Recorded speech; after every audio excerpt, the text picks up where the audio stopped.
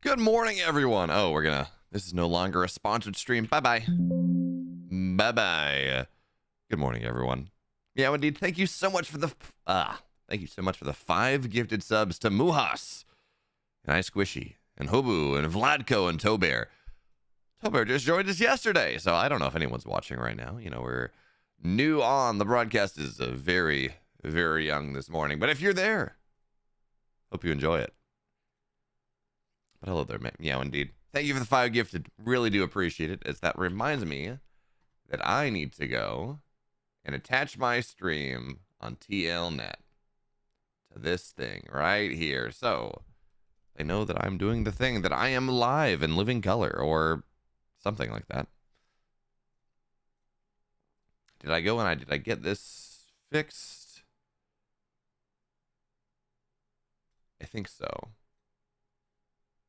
Hopefully that works.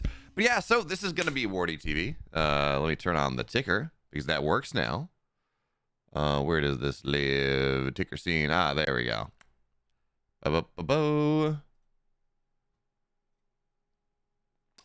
For some reason, it doesn't quite work. And when I say it doesn't quite work, I mean the ticker works down below and it does everything else, but whoever makes the WardiTV Liquipedia pages follows a slightly different formatting guidelines on the Liquipedia setup than people who make the EPT Liquipedia pages. So what I really need to do now that I have access to the Liquipedia official API and not using the MediaWiki, like scrubbing the page effectively, I really need to go back and make everything happen. The bracket is live. These are exciting times.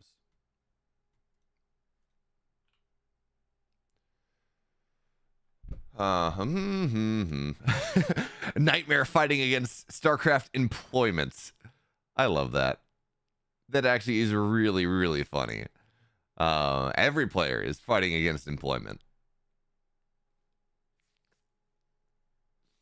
I think I'm gonna go to Europe, maybe. Has Nicaract already gone over there?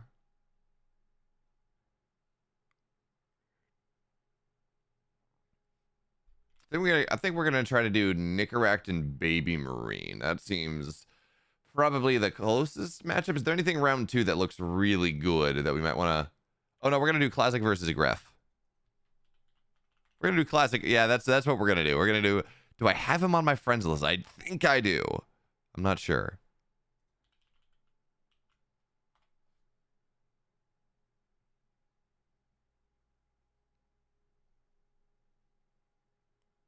We're gonna try to do Classic versus Gref because that seems really fun, and more importantly, it gets us into Classic versus Solar in yes, Classic versus Solar in round number 2, which promises to be kind of a banger. We'll see. But I don't see Classic or Gref online right now. So that might be a little awkward. Hopefully that works out.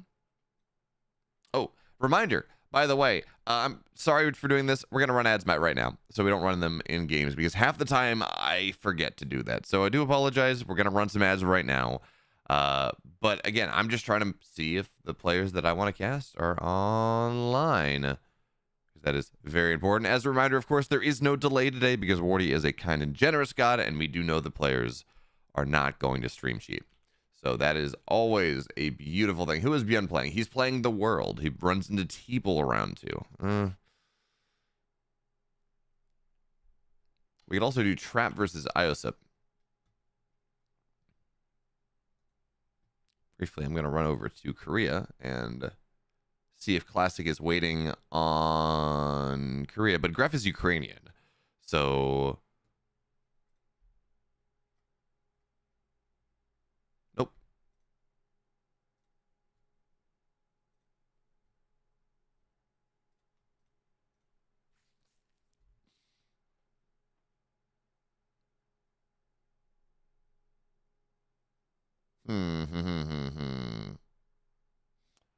Hum dum bum bum. Like I could have, maybe Gref might have removed me, or we might have that bug where, okay, so Gref is offline. He's been offline for the last 20 hours. Maybe we don't do Gref versus Classic. That would be very sad. I do appreciate watching Gref Cannon Rush pros and sometimes win. It is kind of my favorite. It's my favorite little treat. My little amuse-bouche of the, I don't know, I don't cast him every week, but I haven't cast him for a while actually, but it is my favorite little extra little bit of shenanigans that we get to enjoy on occasion. But we're gonna do Young Yakov. I'd rather have a game to cast than not have a game to cast. So the Ducklings are doing it. Ducklings are doing that one.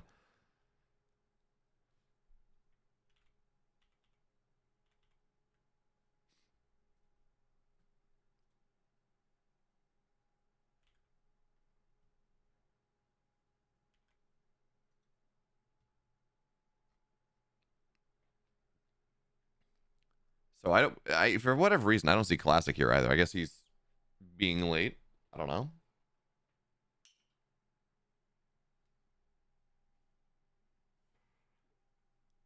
We must find the gamers.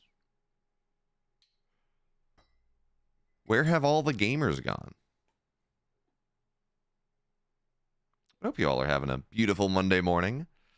I was woken up. I love our cats. Our cats are fantastic. They are really, really, really fantastic. You know, they add so much joy to your life. But we have this one cat. She's this cannonball of a cat with stick-like arms, right? And a head that is far too small for her body. If she shows up, I'll bring her on camera. But if she shows up, well, anyway, when the other cat is locked away in our roommate's bedroom, is very cuddly all night, which is fantastic. I mean, having a cat sleep on you you've been chosen. It is a very special thing. But this cat does not understand where certain things are. So he tried to climb on me at about 4 o'clock this morning to go and get cuddles, and not understanding, of course, that I am not awake at the time, and just manages to put a paw, this matchstick paw, right? Her legs are the size of her head, if that makes sense. Like, her head is very small, her body's very big. But her legs are to scale with her head. So there's just a little matchstick paw, this large amount of force applied in a very small area. And right between my legs. And I woke up with not a shout, but with a bit of sadness. And yeah, that is, do not recommend little matchstick paws causing you to speak. And if I'm speaking a little bit higher this morning, that is why. But we're good, we're okay.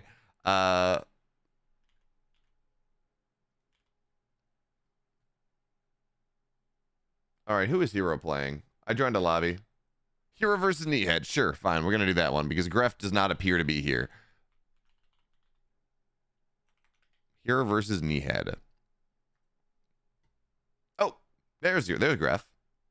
Online now. Never mind. We're going to do that. Where is...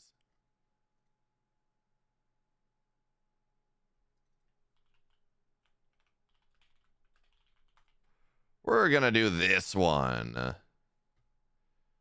We're going to do Classic v. Gref. All right. And that means that the prediction, because they've both arrived now, right as I was about to give up, they both arrived, which is kind of funny. But anyway, where was I? There is the thing. Dashboard. Start a prediction. Does Gref win a map? Yes. No. All right. This is the important thing. Gref, of course, for those of you who are not aware, is he's a Masters level player, but he is a cannon rusher in the extreme.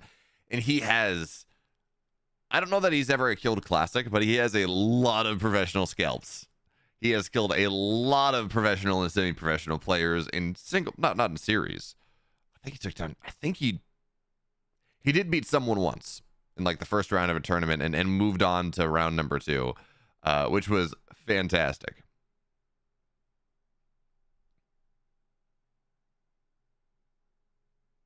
That was very funny. But in general, just he is solid. You know, he's a cannon rusher. But he does that. And of course, the reason we're doing this series is first and foremost, I do enjoy watching Gref's tyranny. Gref's just, you know, abuse of professional players. That is a lot of fun as long as I'm not on the receiving end of it. But also because this is going to be Classic Solar Round 2. And again, that's what we're talking about. That is a matchup that I think is actually pretty dang exciting. That's a matchup that I'm actually pretty excited about.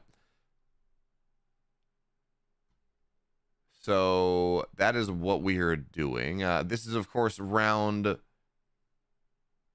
I close out of my bracket tab? I did, in fact, close out of the bracket tab. That is unfortunate. Let's pull challenge back up. I don't know why I decided to close it. But, of course, again, that's going to be round... What are we? Round to 32, so that's round to 16 is going to be Solar versus Classic. Oof, that is a spicy round to 32. That is a spicy round to 32.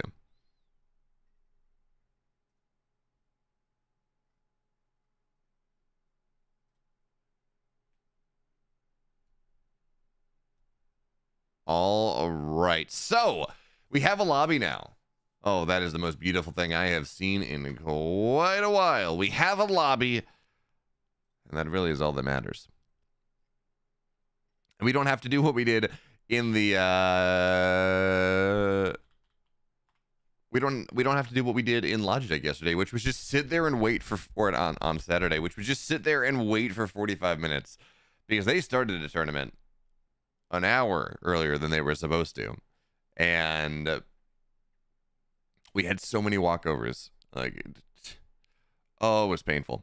But anyways, that's not what's going to happen here because we have the tournament starting at 6 a.m. Central, 7 a.m. Eastern, and that is exactly when we start. And again, I know I keep saying this. By the way, if you're watching this and you want to support what Wardy is doing, of course, he is funding this event out of the goodness of his heart. I've put some money in. But if you go over to, I should have like a donation link or something to take you straight to his donation set up. But if you go over to his page, you can go donate to keep this thing going, which I think is pretty useful. Wardy is, you know, at one point, Total Biscuit said that he was going to keep the Starcraft scene alive on the strength of his raging something. And I mean, Wardy is doing that. Maybe just off the strength of his raging passion. I don't know. You know, it's what's the musical? You know, it starts with P. It's something that all men have, and the presence of women, it gets bigger and bigger. You know, passion, something like that. Why is this still broken? I don't know. Anyways, friends, we're gonna get into game number 1 of this best of 3. It's gonna be Griffin Classic. Yeah, it's a PvP, but really, it's whether Classic can hold the cannons. Game 1.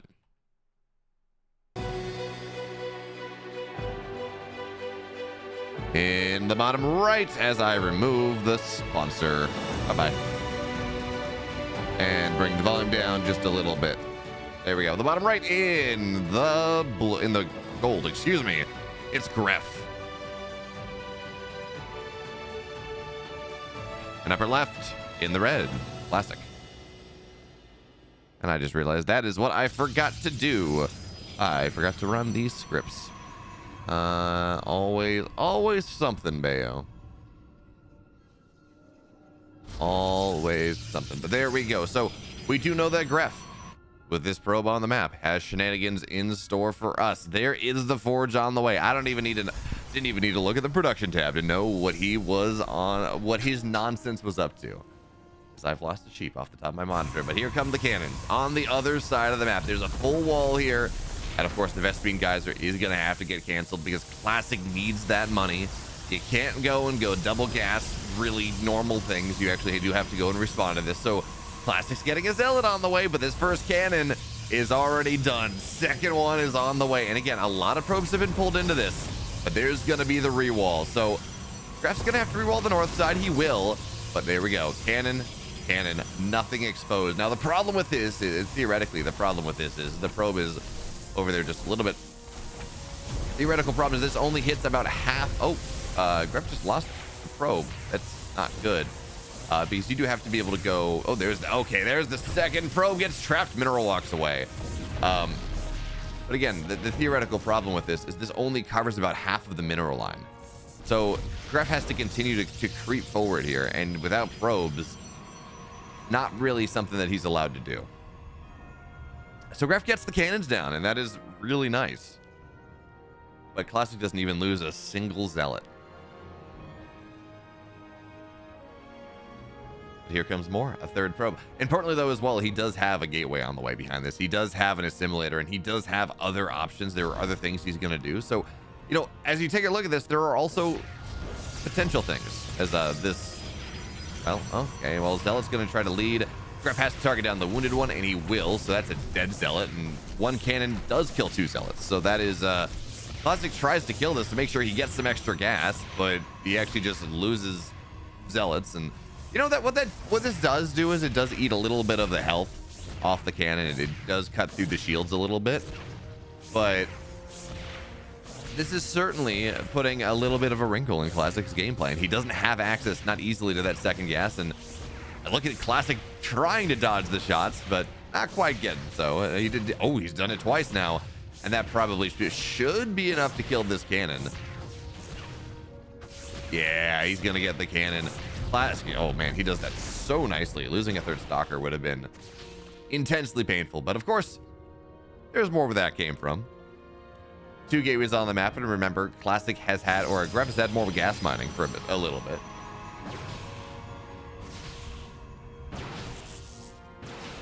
And of course, Gref will not be supply blocked by this. He's going to lose 24 off the supply cap, but yeah, he's fine. He doesn't need 24. So gateways and a robo base. So this is turning it into a 3-gate robo behind this as well. Again, this is one of these setups where it's like, I don't watch this because I want to see the best StarCraft we've ever seen. I don't watch this matchup because I want to see the best StarCraft we've ever seen. I mean, I do enjoy watching good StarCraft, but let's be clear.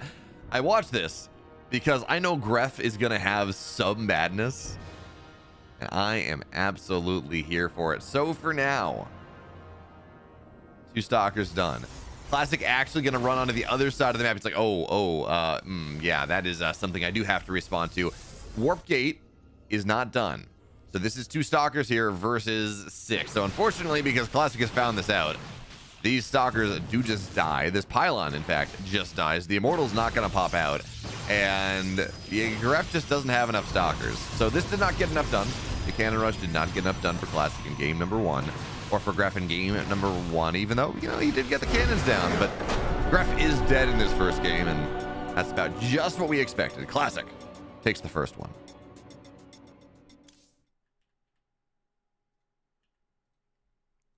What is not connected?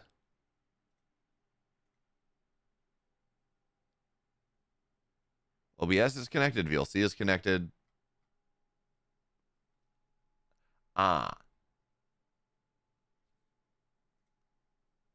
That is what it was not. Okay, that makes sense. I had a timer. I had a test thing for when I ran Stormgate Nexus. And anyways, game 2 on the way. Oceanborn is going to be that second game in our series, and it's always interesting when you get into these. Like, does Classic know that Gref is just a cheeky bugger? He's a cannon rusher in the extreme. Is that something that Classic knows, or is it just like, well, okay, I'm playing someone who is not as good as I am, so I've just got to play safe. I just have to play defensive.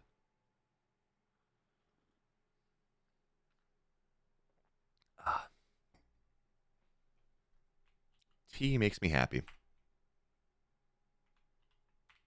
Game number 2 is on the way.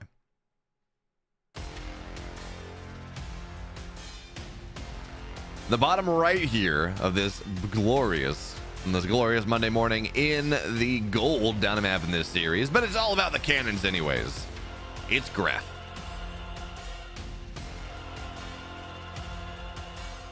And his opponent in the upper left in the red attempting to defend the cannons. It's classic.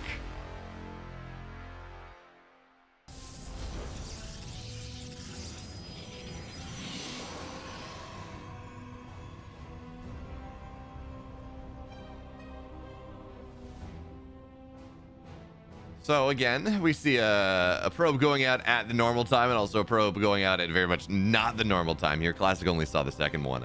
But he's going to see the forge. So like that is all you really have to do. I mean, I would not hate it if Classic actually just decided to go and steal the gas. Just to give Graf absolutely no transition point. Probably not worth it though. Probably not worth the money that is required to do it, to go and make that happen. So we're going to see this pylon gets up. But there's no probe really. Oh, wall off the high ground? Probably not. Second probe's here.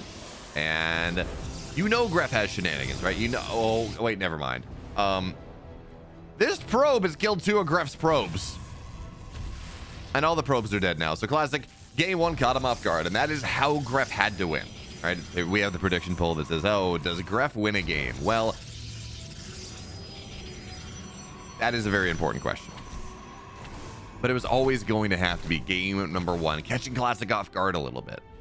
Game 2, you know, once Classic is wise to the cannon rusher tricks, he's going to send his probe back home or he's going to keep his probe in Gref space and he's going to kill multiple probes with it, which is just downright rude, unsavory if you think about it, just totally unacceptable.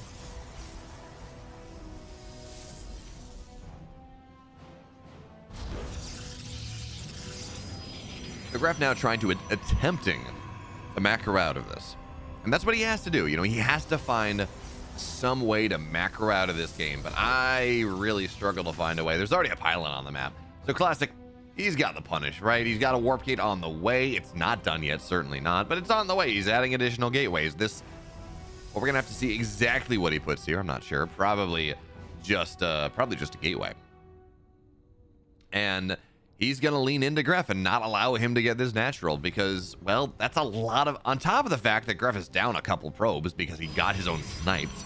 Yeah, 3-gate robo coming out of Classic. Because he got his own probes sniped on the other side, but also he lost the probes on the Classic side of the map and he committed to a forge first anyways. So it's like, yeah, dude, you know, your economy's bad. You're trying to go expand it. Again, nice surround on the Zealot. Gref microing this as well as he can, you know, making sure that not too much stuff dies, but when I say not too much stuff, it still is a lot. 7 probes have gone down. Gref is dead. And the cannons, they don't work this morning, but they have in the past. And I'm not kidding when I say that Gref has taken down a lot of names. A lot of very, very good names.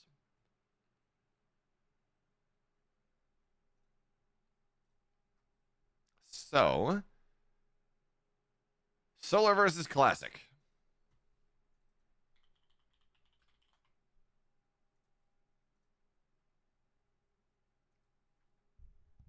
But good morning, everyone. How are y'all doing? This, of course, is what we really wanted to see. Well, there are a lot of things I want to see this morning, but Classic versus Solar is going to be our second round match. After we have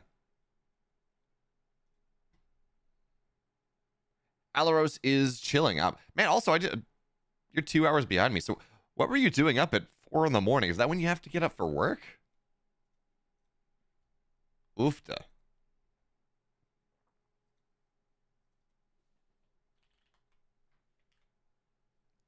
I mean, again, this is not me judging. This is just me saying, oh, but dude, man, this is not judgment. This is just sympathy, commiseration. I don't know.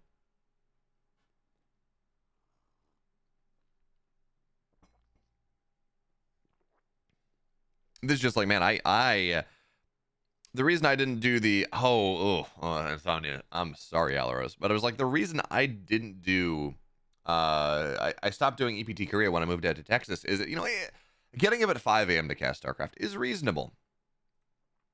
Getting up at 4 a.m. to cast Starcraft, or really before that, right? Getting up at like 3:30 to cast Starcraft is really rough. Not a fan. Do not recommend. So it's like, yeah, you know, man, I think unless I'm working like an ESL event, if I'm working an ESL event that's actively paying me, you know, I will ruin my sleep schedule for you. I have ruined my sleep schedule for them in the past. But getting up for getting up for a cup, as much as I love it, is not the easy. It's just 4 a.m. is rough, especially when you got to go work an entire workday afterwards. No bueno.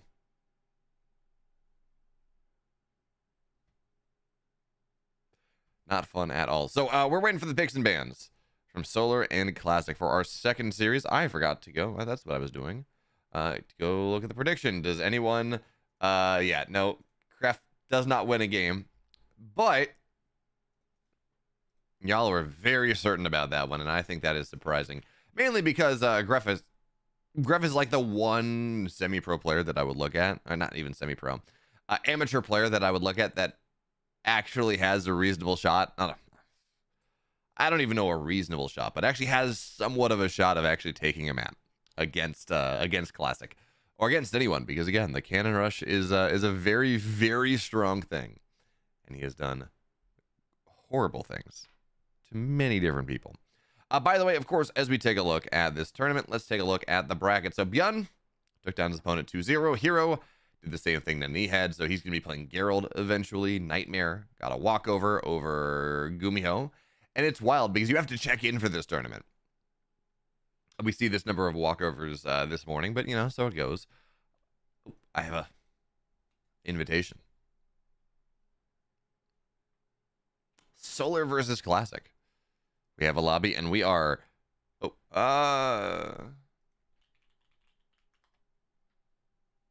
too late now. We don't have game heart for game number 1, unfortunately, but we'll get it for game 2, hopefully. Shin gonna play Young Yakov likely. Trap plays Crater soon, but they're playing right now. Gumiho versus Nightmare. Those are all gonna be very nice, but we move into game number 1 of this best of 3 series. This one is Classic. This one is Solar. That's pretty fun. We're gonna get into game number 1.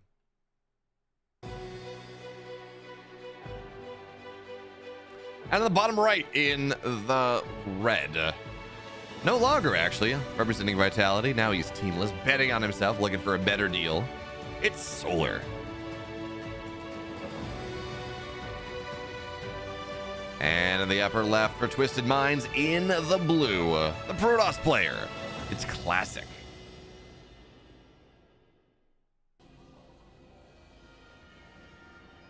So look at this. We're not seeing the 11 scout, 11 probe that we so often see in this matchup, right? Where you just run the probe across the map as quick as possible.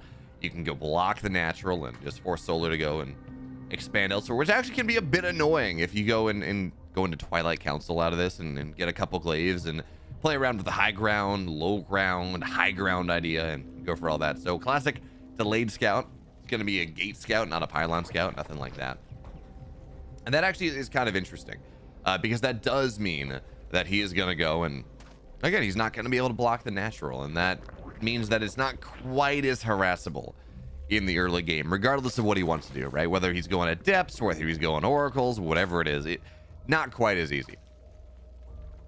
So for now, Classic, again, we're going to see this, we're going to see the Cybercore go down.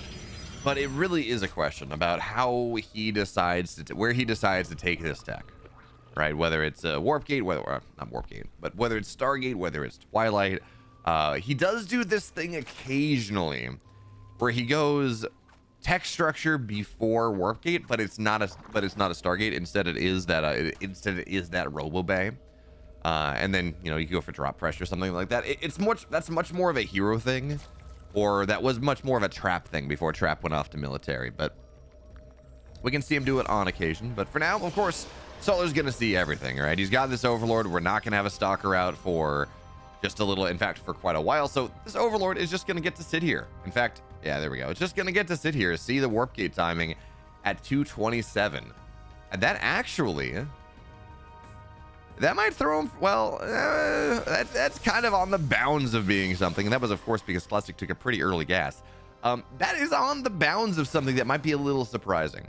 Because generally, the breakpoint you're looking at as a Zerg player, if you're looking to say, okay, what's my opponent going? Are they going tech before tech early, so a warp gate, or excuse me, a Stargate, a robo, something like that? Are they going to go for that? Well, it's 230 is the number, and Classic started his warp gate at 227, which is a little late compared to if he was going warp gate, but also be a little fast compared to when warp gate would generally go to when a Stargate would generally get you started, right? It's about 3 or 4 seconds faster. So it's kind of somewhere it's within the bounds of, okay, this is a little weird. Now, of course, that was because of the early gas coming out of Classic. Sure, fine. And eventually this Overlord is going to go and see something. Yeah, and with the Oracle popping out, if Solar was ever confused, if Solar had the wrong read at this point, he knows now. He's like, there's an Oracle on the way. Okay, I'm going to go, and, well, my third base is on. The result is the standard. Really all the same, right? You go, you get queens where you need to go. Once you get your third base up, you start to build a couple spores. So because your queens, even though you only have 2 of them, they can't cover everything. And you go from there. But this is also what we were talking about. XP asking, is Stormgate dead? I'm casting Starcraft because I love Starcraft. I'm not casting Stormgate on Monday because I don't have a tournament to cast on Monday, and I'd rather cast Wardy's event. XP, like, if you're asking why am I doing one and not the other, a man can do. I'm gonna be casting Supervive in a week. No, in 2 weeks, because I'm super excited about that game, and we got, not gonna be on my channel, but we got some cool stuff on the way. These Lings are gonna get this Stalker. That is very nice. Again, it's just a single Stalker. Does it matter? Probably not. But in the early game, if you're trying to get into some stuff, it does slow you down just a little bit. You have a little bit less scouting potential. Certainly that is true. So for now, Oracles, where are they? Down in the bottom left. Not really getting a lot of damage done. Do they get a 1 kill between them? And behind this, okay, I like this. So Classic's doing a lot of things that are telling one story and doing something else, right? Getting Warp Gate before 3 minutes, but also having an early Stargate. Getting these Adepts, well, getting the Adepts is actually telling the story of the Adepts, but this is going to be Star Glaives, right? Stargate into Glaives later on. Lings are going to try to knock these Adepts down. We're going to see some Stasis Traps start to pop up, but Oracle is dead. Stasis Trap number 2 doesn't get anything done. Gets like a single drone to Lings, and Classic gets absolutely nothing done here. Absolutely nothing done. Lings show up in the main base, but they're not going to do too much. More importantly, that's a dead Oracle. That's 5 dead Adepts before Glaives are done, by the way. Before all of this really comes to fruition. And yeah, you killed Lings for it. But now Solar's aware of what's happening, and he's building his own roaches. He has more stuff on the map. This second round, because Classic kind of showed what he wanted to do already, this second round shouldn't get anything done. Now, Adepts think about shading on top of the Queens, and they are off creep, so there's no real transfuses available. That's a lot of roaches. And Lings fight. The fact that Lings are getting this run by against the Glaive time, Solar is taking Classic's lunch money, and it is not even particularly close. This is so many dead workers. Now, Adepts on the other side are trying to get something done. And we'll take a look at how many workers they've killed in just a second. But there is a full wall here, and even as it does get canceled, it does slow these Adepts down. It means Lings are killing the Adepts while the Adepts are fighting the wall, really, and nothing else. So into the main base, they're going to go. Maybe this is the damage they're looking at, finally getting some damage. And it is 12 drones dead, so the worker lead is significantly in Classic's favor at this point. It's more Adepts now shade into this third base as well. So this is theoretically what you're starting to want.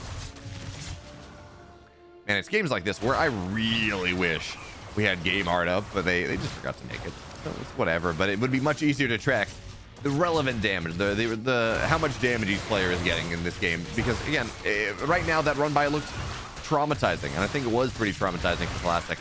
But he's got a lot of damage done here. 32 workers on the map for the Zerg at the moment as the Roaches run, Queens and Ravagers run onto the other side of the map, try to go and really counterpunch with this. So at the end of the day, that was 15 dead workers for 17 dead probes, and the force fields are going to be really nice, but there has to be more of them.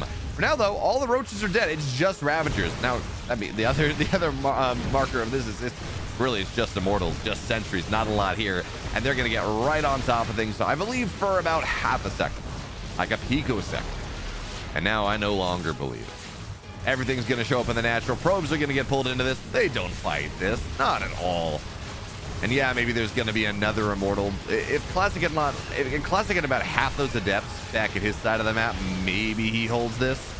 But as it stands, the economic damage is starting to equalize, and more importantly, there's no infrastructure behind this. Everything's getting depowered. Nothing really kills these Raptors, and Classic is dead. But what a back and forth game between the two of them. Kind of fun. And Zorkdork, welcome. Thank you so much for the follow. Glad you're here on this Monday morning.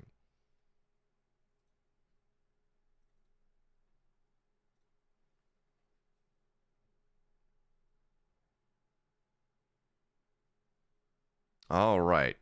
Game number 2, this time with the Game Heart, is on the way. We are doing the countdown thing right now.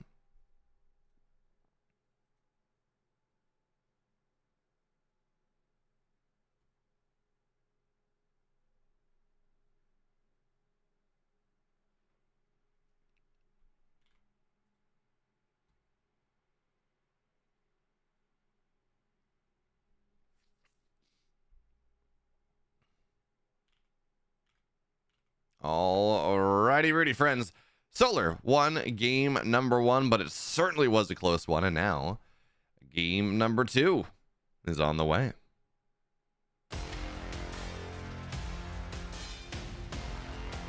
And in the upper right on Ghost River, on this most aggressive of maps. He's up a map in this series. It's Solar.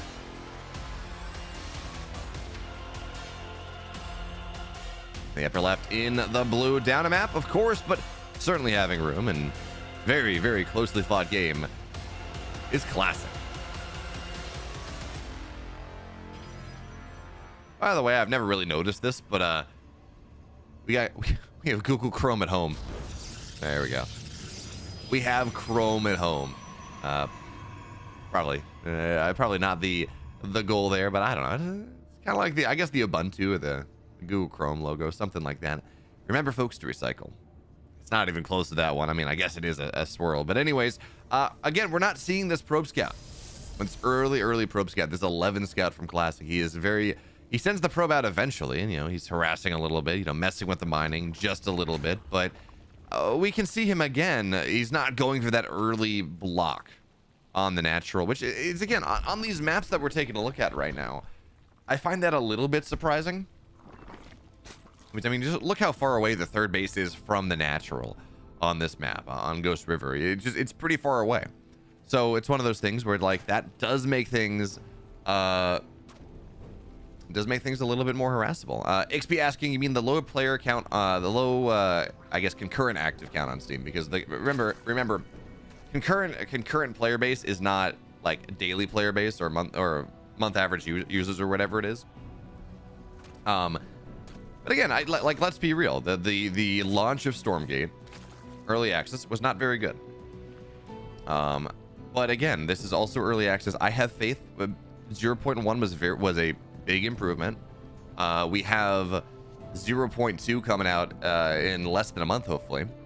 And I have faith that if they continue to make the progress that they're making on every patch, I think they're gonna get there. So right now, I enjoy playing the game. I enjoy casting the game. So I am playing the game. I'm casting the game. And, if at some point they have to shut servers down because it was not enough of a success, they're going to do that. But up until that point, I'm going to keep doing the things that I enjoy doing. And if you enjoy it as well, thanks for coming on this journey with me. If you don't enjoy it, then I'm sorry. I'm gonna keep doing Starcraft stuff as well. I'm gonna go and Supervive is coming out soon. That is a sick game. It's like a 4-player MOBA battle royale thing. That is it's a lot of fun. Gonna keep doing that. If I was really chasing the money, I'd be trying to cast Deadlock, because that is clearly gonna blow up as an esports scene. But I'm not. Rotterdam has been totally captured by that game. It's pretty funny. I mean, that dude is hardcore addicted to Deadlock. I should get into it just to go play with the boys, but I don't know.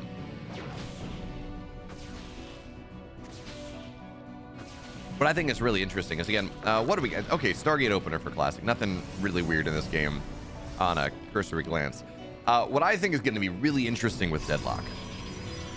Alaros, if you would like, I can get you into the beta. I'm in the beta, so I can get you into it if you want. But what I'm going to say is I think Deadlock as a game, as people playing it, people love it. It looks like people that love it, they're hardcore addicted. It looks like they're having a lot of fun. But presenting an esport like this with 4 lanes and like 3 levels of verticality from a first-person perspective is going to be very, very hard. You know, presenting a MOBA in general, a MOBA broadcast, it's top-down, so it's kind of fun. But this is a MOBA as well, but it's a first-person MOBA. Making like that was one of the reasons that I yeah, ping me on Discord, Alaros, with your Steam friend code, and I'll go and I can get you in if we're not already friends on Steam. But anyway, what was I saying with this? Yeah, so one of the big issues I had with Overwatch is that it was just really hard to watch because it's, you know, very fast, very frenetic from a first-person perspective. And it was not fun to watch for me. I much prefer watching things from the top down. So I think it's going to be very interesting. I think it's going to be very, very interesting to see how, and again, I think the first couple of broadcasts are just going to be like a standard FPS broadcast, but I think we're going to have to innovate. And when I say we, I mean esports in general is going to have to innovate in how they present things, because with how many levels, how much verticality and everything else, I think the standard kind of FPS approach and the standard MOBA approach probably are just going to be a little bit too hard to figure out. I don't know. We're going to have to see. But for now, the Oracle will dive in. This is a much better opening for Classic already. And by the way, the most important thing here, a Ghost River has a lot of dead airspace up on this north side. So Classic is going double Stargate Tempests. Tectonic Destabilizers coming out as well. So he's just gonna have a lot of Tempests. 5 Tempests, one-shot a Queen as the Lings try to show up here and get something done. I mean, they're gonna get a probe on the transfer, and that's kind of annoying, but there are 4 Adepts on this third base. There's a Stalker and a Shield Battery in the natural. That's not really going to accomplish a lot. And yep, this Overseer is gonna see these. Okay, Classic could 2-shot that. He could just go kill the Overseer, but he'd rather run across the map, not lose out on his surprise. And with the Oracles as well, this is pretty important. So with the Oracles as well, giving that vision from, you know, again, Tempests have this long range, making sure that you have that vision beyond your sight range is actually super important. So for right now, Oracles should drop a Revelation. There we go. And that means the Tempests shouldn't take any damage. Now, luckily, Solar, I'm not exactly sure what he saw, but he does have a Spire just about done. And that does mean that he should be able to go and defend against this eventually. Now, 1 Queen is gonna, yeah, once you have 5 Tempests, which we're at right now, we're at that magic 5 Tempest number. The Queens just have to run. They get 1-shot. They die. So for right now, the question is, what exactly is it that Classic wants to kill? Because he can kill anything. Up until these Corruptors pop, he can kill just about anything. Right now, he's just getting a ton of, oh, missed the shot on that one. Killing a ton of Queens here. There were 7, now there are 3. We're gonna see this Spore go down, but again, these Corruptors are done soon. 16 Corruptors on the way. The Classic has gotten a lot of damage done. He's killed a lot of Queens. In fact, he might. There's no energy. There's not a lot of energy on these Queens. He's just gonna go kill the Natural. Yep, this Natural is dead. There's the recall. He's gonna lose 1 Tempest. Lose the Oracles, a 2nd Tempest goes down. But at the end of the day, 6 Queens, a Natural, a couple Spores, everything else. That is going to be a problem. Now, the other problem is that there is no real position for these Tempests to really run away. Stalker count's not all that high yet, so +1 Blink is going to be the order of the day eventually. But these Corruptors are going to take everything down, and again, more importantly, they're going to go try to kill some bases. They're going to go try to just go spit on this third base. See what they can find. So there is a shield, or there is a shield battery here. It can overcharge, and that's going to buy some time.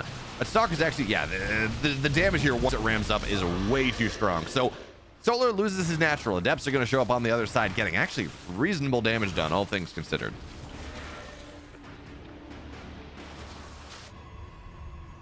But these Corruptors, they're not useful anymore, so their job is just going to be to kill some more buildings. And in fairness, what are we on right now? 12 corruptors, 24 of this supply is kind of fake. But here comes Solar. He's got, well, maybe he's not actually running across the map after all, but he's got roach speed. He's got not +1 just yet, but his army is growing. This game, though, very different from game number 1, where, yes, Classic has lost his 3rd base, but he's got his 4th base done, so that's not all that bad. He killed the natural of Solar. It's up and mining once again, but for the most part, this is equivalent, and more importantly, +1 is done. Blink is done. There are 4 immortals on the map. This army that we see right now, the supply that exists in this game, is, again, it doesn't tell the story that you're thinking about. So yes, corruptors are going to try to dive in the natural and kill a base when this attack happens at the 3rd, or maybe the 4th, we'll see. But there are stalkers here all ready to go, so that's not really going to work out. And this Stalker Sentry army, those jump blink on top of those Ravagers. There we go. One's going to fall down. Second one won't quite die. And the force fields are, there we go. That's going to be another free Ravager. The force fields are really nice. Corruptors diving into the natural as well. Where are the Stalkers? They're just continuing to get their damage done. So Corruptors not finding the value that they want. And again, this is what we're talking about, where the supply on the one hand looks scary. On the other hand, it's kind of fake. So for right now, Bile's on the pylon, going to depower the shield battery on the front lines. Sentries will fall. But again, this army that we see from Classic just looks so much stronger. It looks so much stronger than what Solar has. But now finally the Corruptors find that damage. They're going to go kill the main base. And they're just going to go sit away once again. The main base falls. 3rd base has died later on, and Solar continues to lean in. If he can keep getting this, if he can keep every single time that Classic is distracted, he can keep getting bases. That probably is going to have to be the plan. You know, these immortals are great, but without anything to buffer them, the Lings are very, very scary, and there is no overcharge. It was spent in the previous fight. All the Stalkers were down on the 4th base, trying to make sure he doesn't lose that base. So this is a lot of dead immortals. Yes, +1 Blink Stalkers against this army is very, very good. But now the main base is going to show up here, knock down the Templar Archives with these Corruptors. But now that's a lot of Stalkers here. Jumping on top of things, a lot of Ravagers are going to fall down. So the supply, again, it tells one story, but this is not an army that fights easily. What Classic has, especially if he continues to dodge the Biles. So 95 army supply to 53, but Classic is moving onto the other side of the map. Templar Archives did go down, so no Archons available. That much is very true. And the main base is dead. The natural, though, was rebuilt. The 4th base, still a 3-base Protoss player. And a lot of this supply, a lot of it, well, not anymore as much, but a decent amount of the supply for quite a while from Solar was in production. It wasn't really there, and the blink is reasonable, but without any sort of prism. Probably can't break the high ground. 4th base here, once again. Main base, not even really, Classic's not even really bothering to remake that, because it really only has about 1,000 minerals, maybe 2,000 minerals, not really a lot. Corruptors are going to show up. This time, they will get sniped down by these couple Stalkers, +2. Well, not even done yet, but even +1 Stalkers on these low Corruptor numbers. They're going to be enough to ward this back. So Classic, again, he's on 3 bases. 3.5 bases with the long distance mining. His +2 is done reasonably soon. I feel like this was slowed down, actually. It feels like +2 has been on the way for quite a while. Now 4 Stalkers into the main base. Of course, 4 Stalkers, they do one-shot Lings. They one-shot drones. They do. But they also die to Lings fairly efficiently. So the Ling run by into the 4th base. Gonna try to get something done here as +2 is just about gonna complete. But again, the scary thing as we take a look at this is, like, yeah, for now, Classic has, it feels like he's been doing a really good job of weathering this storm and finding value. But this is a 5th base on the way for Solar, and more importantly, the Baneling count that's being added into this army means that this economy is going to be a very difficult thing to hold on to. Banelings continue to run forward on top of the stag defense, knocking that down. That's also the problem. You really do want to make sure you have battery overcharge, and that's not really a thing. Immortals on the front line means that they're falling down, and this setup from Classic that looked like it might be reasonable, well, he just lost 16 probes. And yeah, we're going to see these Corruptors dive somewhere else as well. Prism, well, for now, it's just going to get chased down a little bit. Immortal on the front line, well, that's a problem. And Prism warps in right on top of the Zealots are going to die anyways. And finally, Classic is dead. I thought he had some really good opportunities to come back into this game, but he is dead in this game number 2. A lot closer than game number 1. Game number 1, he tried to get some damage. It didn't work the first 3 attempts. By the 4th attempt, kind of landed. Solar just had way too much stuff. This time, back and forth. But Solar is just that much better. And we move on, but this is a 2-0. Rigel. This is not the Rigel I know, but Rigel 7, I assume this is not the Rigel I know. The Rigel 741, thank you so much for the follow. As Alaros has said, Classic is like not having a good time, man. Classic was absolutely not having a great time. But who does Solar run into? Oh, Solar Max Packs. I wasn't even paying attention to it. I love that. A Nicarac Baby Marine is taking a good long time. Gumio's playing Nightmare, of course. herO playing Gerald. ByuN playing DJ Beaston. I forget who that is. Is that Dark?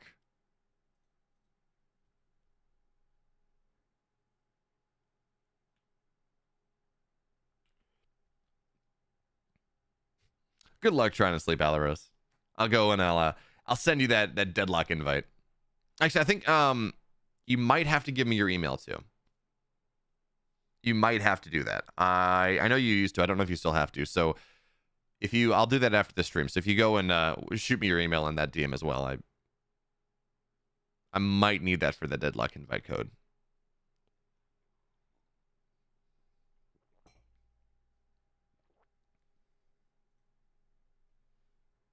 All right, so.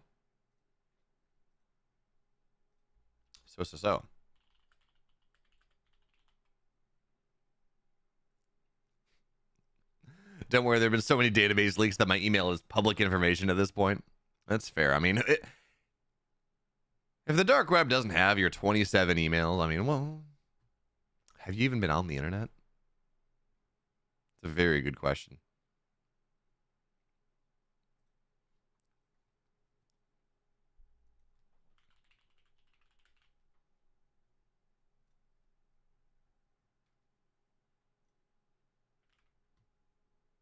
All right, so that is, we're going to run, actually, running right up into the ad. So we're going to run a bit of an ad break. When we are back, it's going to be Solar versus, oh wait, Max Packs versus Rex is not done.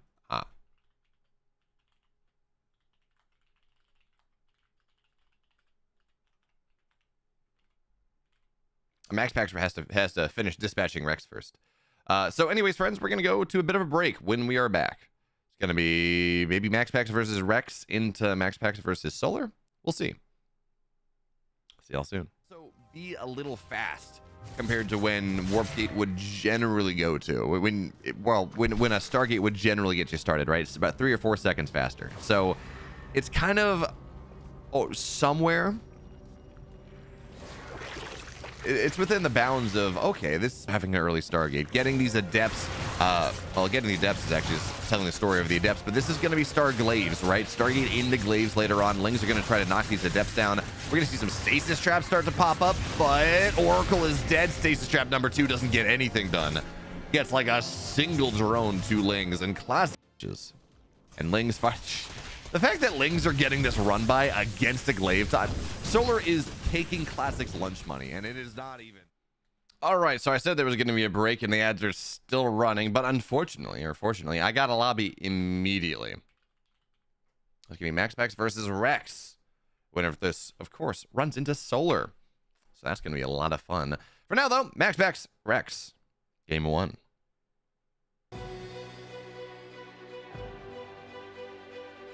And in the upper right on Dynasty. Ooh, I was surprised that one got through the pool. And the upper right in the blue, it's Max Packs. And representing the offside in the red on Dynasty. Again, surprised this got through. It's Rex.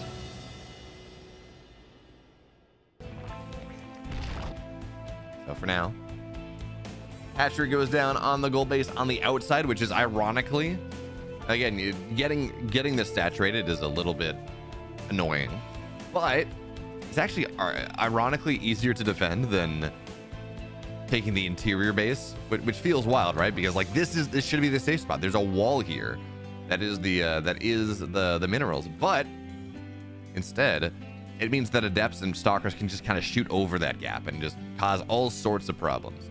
So what that means is that taking the outside, first of all, you get the rich gas, which powers a lot of Zerg aggression. Roach Ravager's shenanigans coming out of this base, attacking onto the other side can be very, very, very strong. But also, again, you just have this marginally easier to defend setup because you're not going to have Adepts shooting across the gap. That is pretty hard to hold on to from the other side. So again, it's weird, but it works out for the most part. So the other way we can take a look at this, by the way, is with this this rich gas, because there's only one of them on the map, only one of them only one of them here in the setup.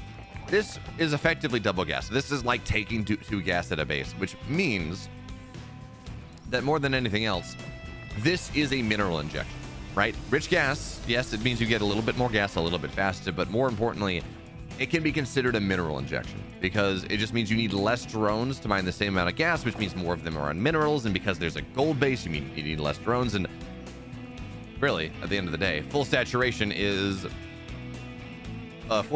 on this base is, what is that, 7 drones less than it otherwise would be. And if you need 7 less drones to fully saturate a base, that is 350 minerals that you can go and get yourself set up on other things. So again, powerful idea, and certainly a lot of beautiful greed coming out here. So Rex has got 1 queen on either side of the wall, just making sure that if a depth shade in, he's gonna have an answer regardless, or like that singular annoying adept. And I love this Max with a fake out. This actually, so he goes shades in, cancels the shade. Rex assumes, okay, there's nothing that's really gonna happen, and then he runs in anyways and shades out and actually gets himself a drone for his troubles, which is really annoying. Meanwhile, of course, MaxPax, he's got probes on the other side. He does have to go in and pull against these lings, which is not exactly what you would want, but hey, it's fine. So these Adepts are doing a great job of being annoying, and again, forcing maybe no kills that time. I think he only got the first drone, but forcing cancels and lost mining time and all these things, and Rex isn't even fully saturated on the gold base just yet, so he's not, again, the money is not quite there. It's actually a little surprising to me. So he's 18 out of 16 in the main base and not fully saturated on the gold, what generally you see, and maybe the rally distance, I don't know, I'm sure players have done the math on this. I'm not familiar with that math, but I'm sure there's some math on it making more sense to send them over or not send them over, depending on how far the rally is, how far you gotta send them. But for now, a depth shade in, 4 more workers go down, a lot of lings die as well. And again, this game, we talked about how, okay, I can't believe Dynasty showed its way through because it really is very strong for these Zerg all-ins. But MaxPax is doing whatever he wants to Rex at this point. His double bait on the Adept was really cool in the early game. He's got these oracles here. He's getting more damage done. The ling run by onto the 3rd base is not going to accomplish a lot. And meanwhile, another oracle getting more. 5 more. This is, what is this, 10 drones in this game? Yeah, 10 dead drones. And sure, maybe they matter slightly less because there's this gold base. So it's like, I can recoup my losses slightly faster. But not really.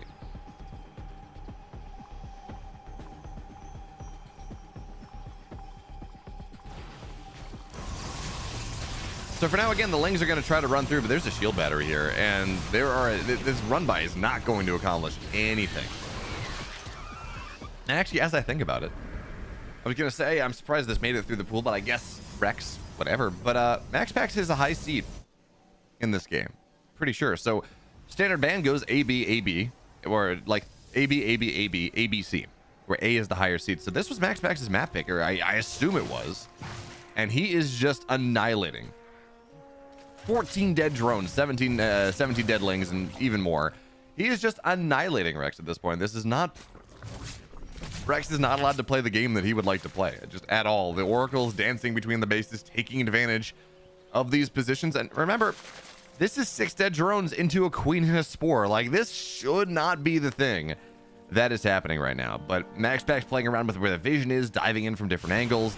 And I mean, this Overseer is not even going to get a full scout. Stalker's happy to be on the map right now, even before blinking +1.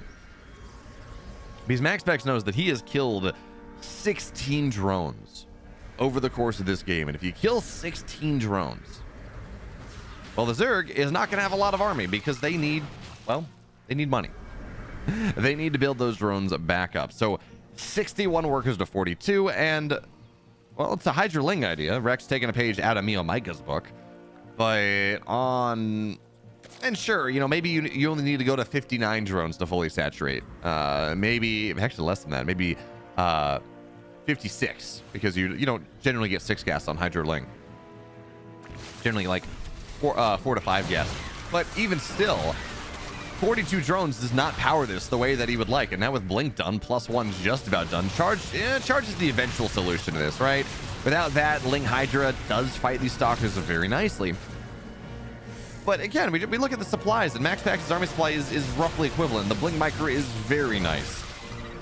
And as the Lings continue to run forward, they just get filtered away. So again, they set up MaxPax, he's got his 4th base on the way on top of everything. And an attempted Ling run by is going to go onto the other side of the map, which means these Hydras are just undefended, woefully exposed. And they're going to get some of them get picked off. Rex looking for the surround here, but again, there's the stasis trap. Well, actually, it's not going to be a stasis trap for the time being, but he's going to blink away from the Hydras and not kill a lot of stalkers. One stalker has died this game. Man, watching MaxPax sometimes it's just kind of funny because you see what he's able to do, and you're like, oh well, okay. This guy is just. I wish we would see him in offline play. He's just so good. As by the way, there is a Robo Bay complete, right? There are it's only a single Colossus, but Colossus are on the way, extend thermal lance as well, so he will have that really nice anti-light. But for right now, this is a fight from Rex is potentially really good, but the Stalker or the Hydra splits are not quite what he wants to be. So instead, it's a lot of dead Hydras. Now Stalkers died this time. That was like 8 or 9 Stalkers falling down. But a lot of dead Hydras as well. And again, MaxPax has his 4th base. There is no 4th base for Rex whatsoever. It's just not a thing. Looks like he tried to go and... Yeah, he tried to go get it on the north side, but Zealots were able to go and knock that down. And was that a kill? Yeah, they killed a hatch. Okay. The Zealots killed the nascent hatch before it was really able to be born. And now with the Colossus on the field, 2nd one done. Extended thermal lance on the way. I'm not trying to be a doomer. I'm not trying to say that I'm gonna be a doomer. I'm channeling the rage of the Stormgate subreddit. I'm saying that there's no way that Rex comes back into this game. I am going to be that level of a doomer. But we're gonna have to see. Maybe Rex can go hit a big surround from 3 sides and make this fight happen. But again, there's a prism, and well, Hydras are gonna knock the prism down. But the stasis trap means a lot of this surround at the start doesn't get what it wants. Charge is done. The Zealots clean up the rest, and I mean, the stasis trap on the left side is more than enough. So Rex hits a full 360 surround, and it turns out to not matter. And the game 1 goes to MaxPax.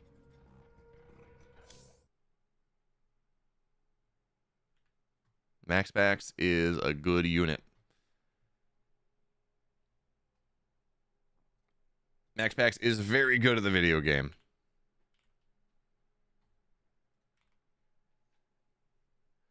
So herO has already 2-1 to Gerald. Oh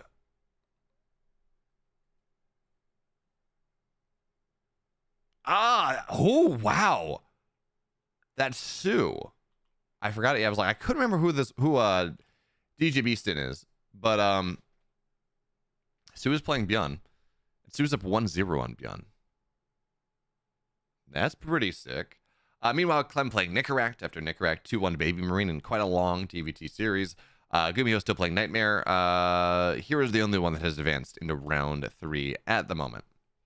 So that's what we're looking at. By the way, again, game number 2 is going to get started soon.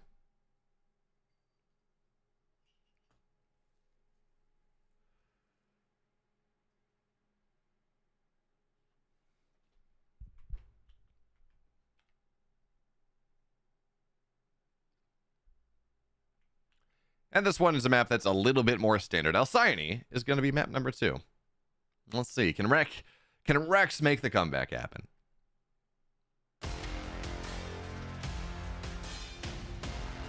The bottom left in the blue. Up a map in this series and just being, you know, classically dominant. It's MaxPax.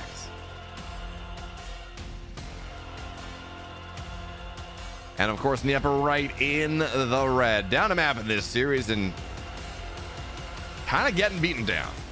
It's Rex.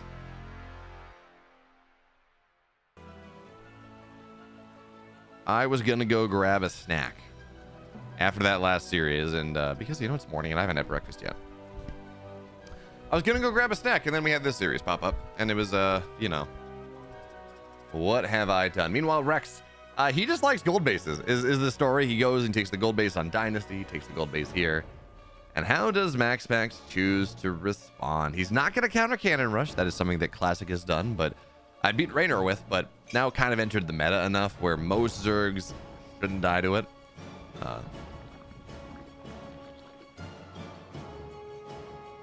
I mean, it does force a guaranteed cancel on the gold, but then they just kind of double expand, and then you've made early cannons. And I think you talk to a lot of Protoss players, and they're going to say that, you know, it just doesn't put me far enough ahead. But MaxPax, as I said that, he actually will do the Cannon Rush thing. Okay, that's kind of fun. So this is I mean, this is gateway into Forge, right? So it's not as committed necessarily. It's not Forge first, and drones are going to have to get pulled into this, but MaxPax can wall this position off. There's going to be the pylon. There's the cannon, and this should be a guaranteed cancel now. There is no good way to break this down, but Rex is going to commit to this. That's actually really surprising. So MaxPax is going to see this, and I would assume before the creep gets there, yeah, drop a second cannon. This one, you know, is got to be a little bit more careful. The HP is not super high, but he's just pulling the drones away, and that means that these cannons will get up. Lings are not even on the way. Oh, skipping Lings on this because I guess because he knows there's not going to be units theoretically, but Adepts are on the map as well, so no Lings here, just building Queens. I was gonna say that this has entered the meta enough where Zergs just know how to deal with it, but apparently not, because this Queen does not get out. I don't think this Queen gets out before the cannons go and knock the hat. Well, maybe it does. I guess. Okay, yeah, the Queen's gonna get out, but even still, this is 300 minimum. Actually, more than that in terms of mining time lost and everything else. This is a lot of money down the drain early on that Rex is not going to really get any benefit from. He's going to get a Queen out and start to spread creep on this side, but not really super relevant. And now, because there were literally no Zerglings, well, I guess there are some now, but Adepts are going to shade into the main base where they're going to get themselves some Lings, some drones. They've already gotten some Larva, which actually is really nice, slowing down the production. More drones are going to go down, and I mean, this has been the story of this series. Rex has been doing these early games. Yeah, MaxPax cancel the shade because why wouldn't you? He has gotten so much. It's Rex is dead, guys. Long and short of it, 7 dead drones and a dead hatch early into this game, and drones having to get pulled to try to prevent the cannon rush that was not prevented in the first place. MaxPax has just killed a man. We watched a murder in broad daylight, and there is not really a whole lot that MaxPax that Rex can really do about it. I mean, Lings on the other side will get that Adept, but I'm sorry. 2 Adepts for 7 drones, 6 Lings, and a hatch? Very simple calculus.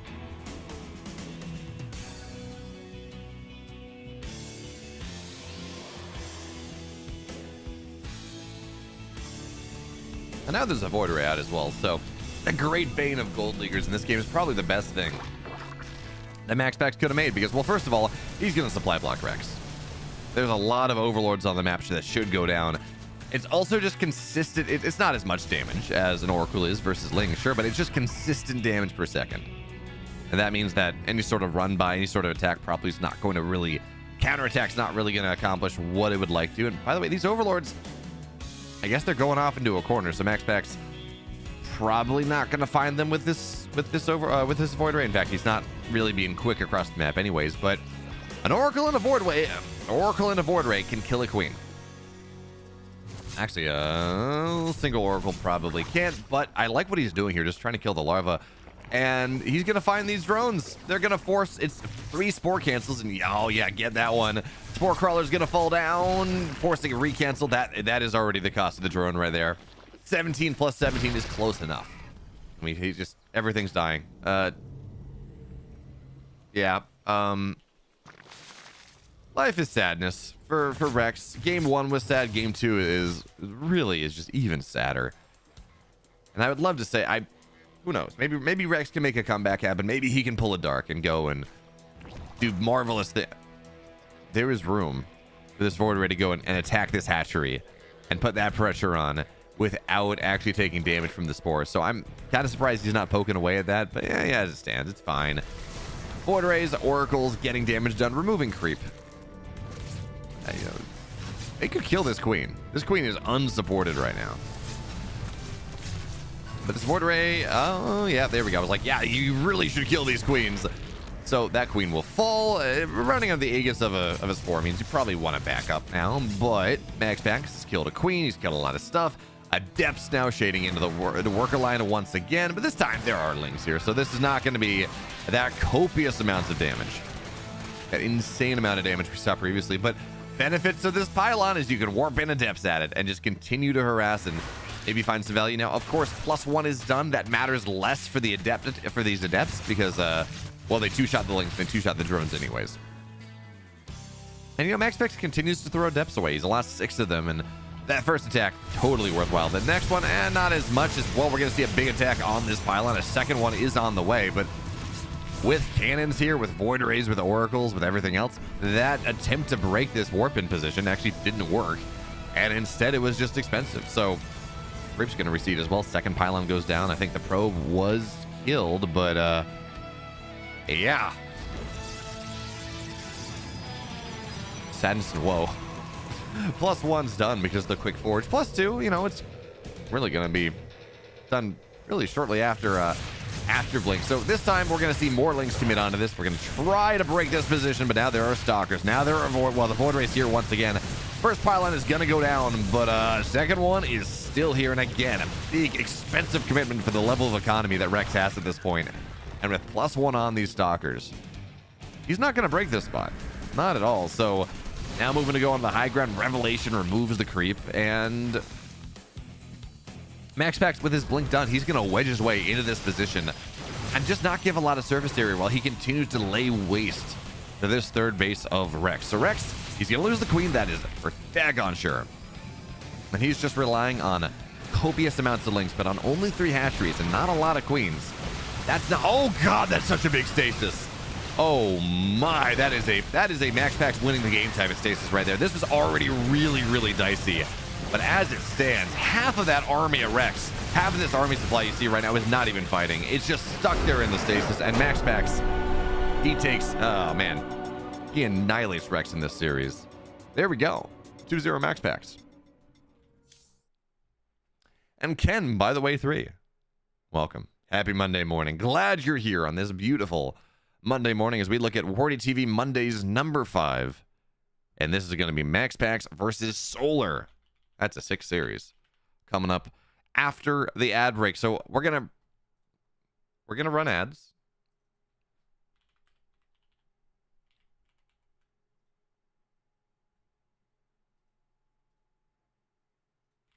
Maybe we let the admin know.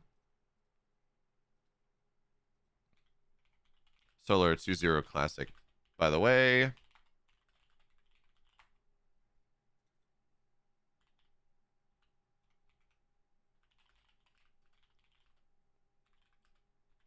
Anyways, letting them know. I'm going to go just make sure I don't miss the lobby. And we're going to be back in just a second. It's going to be MaxPax. It's going to be Solar. And that is a beguiling series.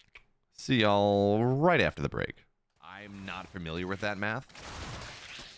But I'm sure there's some math on it making more sense to send them over or not send them over, depending on how far the rally is, how far you got to send them. But for now, a depth shade in, 4 more workers go down, a lot of lings die as well, and dancing between the bases, taking advantage of these positions. And remember, this is 6 dead drones into a queen and a spore. Like, this should not be the thing that is happening right now. But MaxPax playing around with where the vision is, diving in from different angles.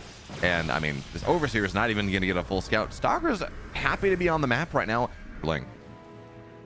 Generally like 4 to 5 yes. But even still, 42 drones does not power this the way that he would like. And now with Blink done, +1's just about done. Charge is the eventual solution to this, right? Without that, Ling Hydra does fight these Stalkers very nicely. Play is roughly equivalent. The Blink Micro is very nice. And as the Lings continue to run forward, they just get filtered away. So again, they set up MaxPax. He's got his 4th base on the way on top of everything. And an attempted Ling run by is going to go onto the other side of the map, which means these Hydras are just undefended, woefully exposed. And they're going to get some of them get only a single Colossus, but Colossus are on the way, extend Thermal Lance as well. So he will have that really nice anti-light. But for right now, this is a fight from Rex is potentially really good. But the Stalker or the Hydra splits are not quite what he wants to be. So instead, it's a lot of dead Hydras. No, Stalkers died this time. That was like 8 or 9 down. But the Stasis Trap means a lot of this surround at the start doesn't get what it wants. Charge is done. The Zealots clean up the rest. And I mean, the Stasis Trap on the left side is more than enough. So Rex hits a full 360 surround, and it turns out to not matter. And the game 1 goes to MaxPax. Nice. Slowing down the production. More drones are going to go down. And I mean, this has been the story of this series. Rex has been doing these early games. Yeah, MaxPax cancels the shade because why wouldn't you? He has gotten so much. Rex is dead, guys. Long and short of it. 7 dead drones and a dead hatch early into this game. Can kill a queen. Actually, a single Oracle probably can't, but I like what he's doing here, just trying to kill the larva. And he's going to find these drones. They're going to force, it's 3 spore cancels, and oh yeah, get that one. Spore crawler's going to fall down, forcing a recancel. That is already the cost of the drone right there. Fine. Void Rays, Oracles, getting damage done, removing creep. They could kill this queen. This queen is unsupported right now. But this Void Ray, oh yeah, there we go. I was like, yeah, you really should kill these queens. So that queen will fall, running on the Aegis of a spore. First pylon is gonna go down, but second one is still here. And again, a big, expensive commitment for the level of economy that Rex has at this point. And with +1 on these Stalkers, he's not gonna break this spot, not at all. So now moving to go on the high ground. Revelation removes the creep, and that is a MaxPax winning the game type of stasis right there. This was already really, really dicey, but as it stands, half of that army of Rex, half of this army supply you see right now is not even fighting. It's just stuck there in the stasis, and MaxPax, he takes, oh man, he annihilates Rex in this series. There we go. 2-0 MaxPax. I'm not familiar with that math, but I'm sure there's some math on it making more sense to to send them over or not send them over, depending on how far the rally is, how far you gotta send them. But for now, a depth shade in, 4 more workers go down, a lot of Lings die as well, and dancing between the bases, taking advantage of these positions. And remember, this is 6 dead drones into a queen and a spore. Like, this should not be the thing that is happening right now. But MaxPax playing around with where the vision is, diving in from different angles. And I mean, this Overseer is not even going to get a full scout. Stalker's happy to be on the map right now. Generally like 4 to 5 guess. But even still, 42 drones does not power this the way that he would like. And now with Blink done, +1's just about done. Charge is the eventual solution to this, right? Without that, Ling Hydra does fight these Stalkers very nicely. Play is roughly equivalent. The Blink Micro is very nice. Welcome back, friends. I wish I could say I had a lobby for you. I don't. We gotta wait just a little bit. But MaxPax and Solar, they're both online. MaxPax, of course, won this last series, so we should get him up soon enough. And Terminator Stark, by the way, thank you so much for the follow. Glad you're here joining me on this Monday morning. I'm here every Monday morning, at least as long as the WardiTV stuff's gonna happen. Hopefully we get an announcement that there are more EPT Cups, and then I'm going to be able to say in perpetuity, I'm here every Monday morning for EPT Korea or whatever it is, assuming the time zone works. And if I have to get up at 3 in the morning, that's very hard. But anyways, for the next month at least, I'm here every Monday morning. Thank you. It seems like MaxPax was not in a hurry versus Rex this game. An amazing casting, man. Thank you. Makes my morning. Thank you. But yeah, MaxPax annihilated Rex. It was he was a surgeon, and he's like, oh, that's where that nerve is. Let's gonna go pull this out. Right, it's Halloween. It's not Halloween, it's Hallow month. You know, it's spooky season. And I'm convinced that MaxPax is not a Cenobite himself, right? He's not someone that delights in experiencing torture himself, but I feel like whatever it was, that he's the box in what even is that movie? a series of movies, but he's the box that makes the Cenobites, right? He's like, yep, I'm gonna go and pair this off, and that's the pain point. Okay, and I'm gonna pair this off, and that's the pain point, and that's the pain point, and you're gonna be in pain the entire time you're playing with me, trying to make some comeback happen. But by the way, I second monitor as we wait for this Max Pack Solar series. I have Sue versus ByuN. Sue's up 1-0 in that series, and he has a 16,000 mineral bank, 8,000 gas, and he's playing a pretty impeccable late game ZVT. Which, importantly here, the reason I point this out as a big shock to me is not that late game, because he historically has played late game like mid game, lots of just stuff and smashing in. But he's got Infestors, and he's got Vipers, and he's actually playing with Spellcasters and doing a pretty nice job of it as well, which is not something we see Sue historically really ever done. So that is very, very cool.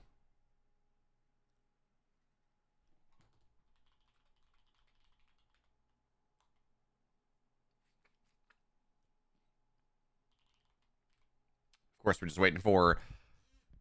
It's funny, sometimes vetoes are very fast. Like, just immediately. They're like, yep, I got my vetoes, gone. And you miss a lobby. It's so fast. And sometimes it just is forever. I guess someone's gone, and maybe someone's AFK. We'll see. I'm just enjoying this Sue ByuN series. That is kind of insane. I think Sue still has a realistic shot at it, but ByuN has made a bunch of really nice, really nice movements over the last 2 minutes, where he's been able to go and establish some bases, and more importantly, taken down 2 of Sue's bases. So that's where life starts to get really complicated. The ghost count is really high. The ghost count is extremely high in this series, in this game. So I don't know exactly. Excuse me. I don't know exactly how that goes, but I mean, the game is pretty sick.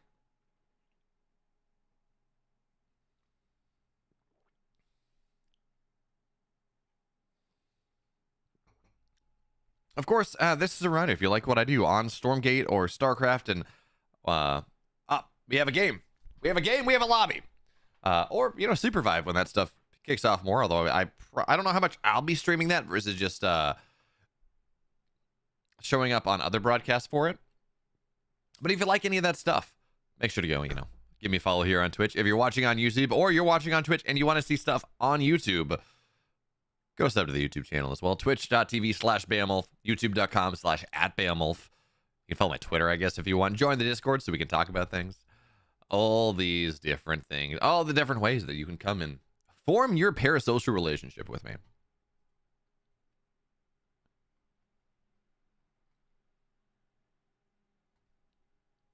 Because that is the most important thing. Friends, that makes me a little sad because Solar has the Vitality. Solar has the Vitality Solar name on this, but he's no longer on Vitality. Friends, game number 1 of what should be a pretty solid best of 3 between MaxPax and Solar is here. And Ghost River is that first map.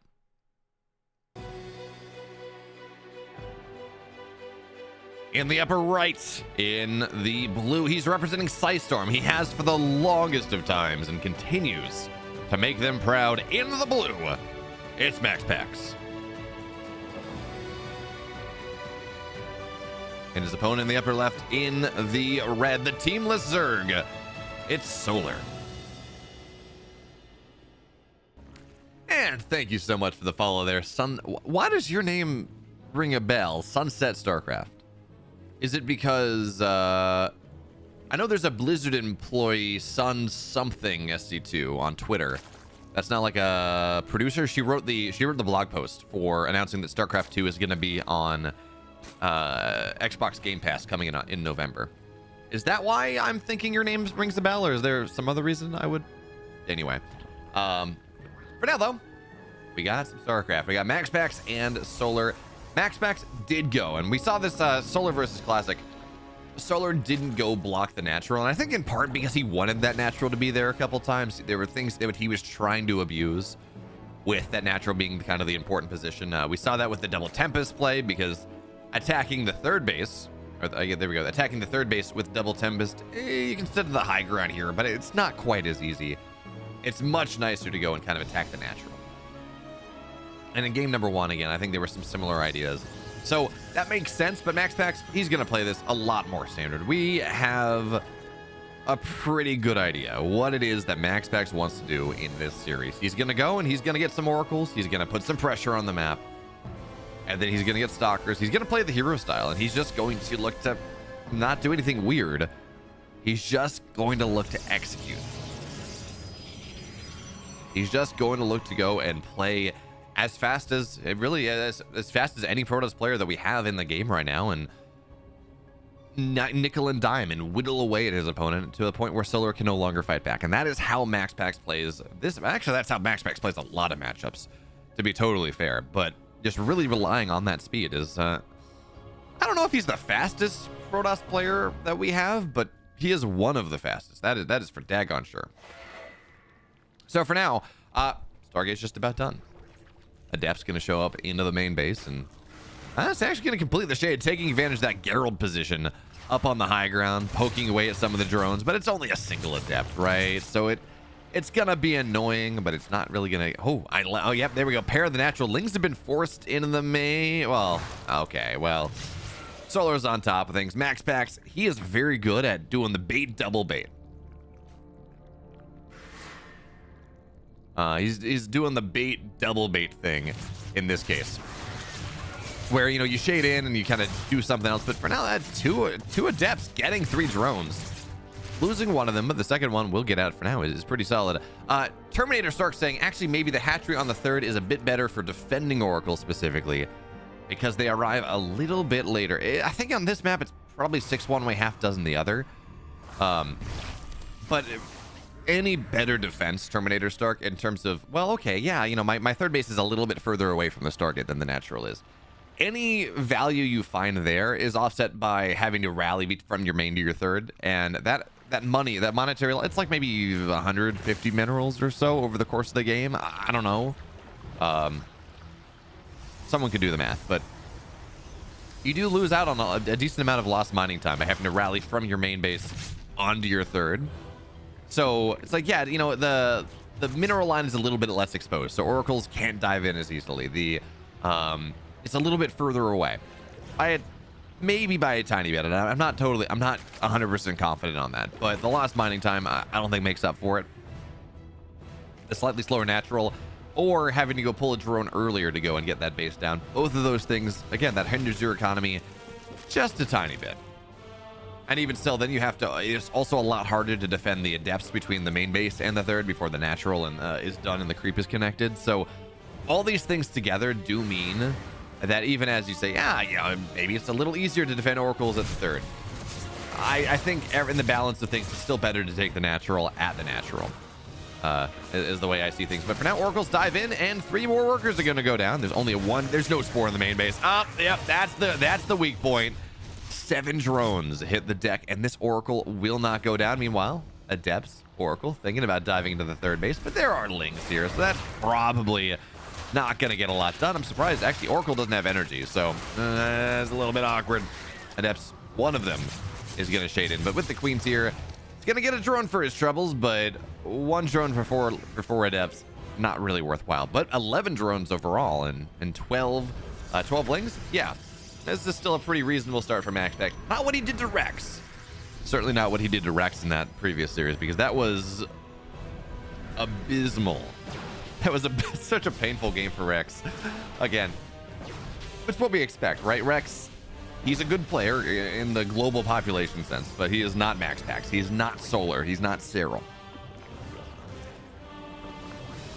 As we talk about not being Solar, well, Solar is pulling a page out of how Rex played on Dynasty just a little bit, right? So there's a not even a very quick, but there's a Hydroden as the tier 2 tech coming out of Solar in this game number 1, and that makes a lot of sense. MaxPax, it's Blink, it's Blink, it's +1. You know the drill. We know how this is gonna go. But I believe Solar, what has he seen? Oracles dive in, get more. God, MaxPax is so good. But I was gonna say, what do we have here? What has Solar seen? Has he seen... I was going to say something about having seen the gas counts and knowing it's not going to be charge lots, but he hasn't seen the guest count yet. So he doesn't necessarily know that this is going to be... I mean, now he sees the stalker numbers, so he's totally aware of what's happening. But he didn't have a tell early on that really told him whether this was going to be Oracle into Charge or Oracle into Blink. But as it stands, Hydraling, excellent against Oracle into Charge, as long as you don't lose... 14 drones is really bad. But at least he did kill some of the early game adepts. And Oracle and Hydras will be out by the time that this happens. So this is certainly a game that Solar can win, but this is not Rex losing half his economy at minute 3 and trying to play the game a little bit longer. So that a little bit unfortunate. But Hydra range is going to be done in time. +1, not for this attack. And in fact, Solar losing an Oracle too. But Hydra count is reasonably high. And while Lings are going to look for a bit of a surround, Stasis Trap, you got to be careful about that one. Oracle will fall down. Stasis Trap does not hit. Second one, that's going to be a lot nicer. And that will force things back. But Oracle falling down. And yes, there are still 2 on the map. But not having those stasis traps, not having those damage on top of not having that damage on top of the Lings is a little bit annoying. The problem is as well, and Solar is wise to this problem. He's adapting to this problem. The problem is as well is that MaxPax has gone double a Robo Bay behind this. He's adding in Colossus, extended Thermal Lance, and Colossus against Hydra Ling is extremely good. But there's a hive halfway done. So this is Solar. He will have Vipers by the time the Colossus are out in significantly problematic numbers. 2 are out right now, but until extended Thermal Lance, I don't think he really pushes with them. So he should have Vipers. It may not have energy, but he should have Vipers on this defense. He's actually going to go try to take the fight right now because there's only a single Colossus. Second one not really here at the moment. If the Stalkers blink back, the Colossus is a little bit exposed, but well, we're going to have to go and give up the timing for the time being. Solar, again, he cannot fight this army with 2 Colossus here with extended thermal, not even without extended Thermal Lance, but this army of entirely light units is a bit of a problem. The Oracles dive in and man, 4 more drones, just again, more harassment. And the key thing to talk about, I talked about this at the start of the game, is just how fast MaxPax is. He's doing this thing that a lot of Protoss players don't do. He's attacking, he's taking these fights. But he's also going and diving in with the Oracles at the third base and getting more economic damage done and distracting Solar, which is really the important story. So where are our Vipers? They are done. They don't have their energies just yet. MaxPax looking to hit right now. Solar needs to buy the time. He needs to get these abducts ready to go from the right angle. And there come the Vipers. Abducts are going to pop in right now. That's going to be 1 dead Colossus. Second one going to try to get targeted down as well. But even still, the splash damage is beautiful. As I say that, though, it's only 2 Colossus here. And this is where it gets scary. High ground to low ground. That's the abducts you're looking for. But Solar holds on. That first hit kills off a decent amount of Hydra. Actually, not even all that bad. Kill 8 of them. But Solar's okay. He survives the first hit. And now 7 lurkers on the map. Well, on the way. They're not on the map just yet.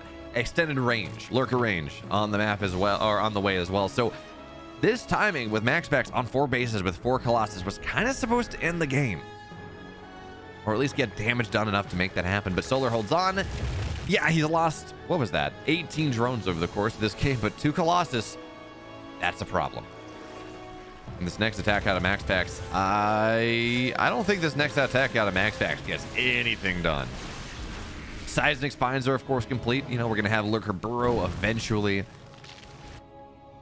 And I love, by the way, that Charge isn't even done yet. This is kind of... We're 10 minutes into this game, and Charge has not been completed. So this Zealot run-by is slowly but steadily showing up on the left side of the map, trying to take this 5th base down from Solar. But Solar now, he knows the position that he's in. He knows the timing that he has and how good the Lurkers are with their range against everything that Solar has at the moment, or that MaxPax has at the moment. But this Zealot run-by, this slow lot run-by does kill the 5th base, or gotta cancel at the very least. So that will force Solar back, and MaxPax, though, again, with just Colossus here, doesn't really have an army without charge lots, without the requisite immortal numbers, doesn't really have an army that breaks these Lurkers down, and he's gonna get 1.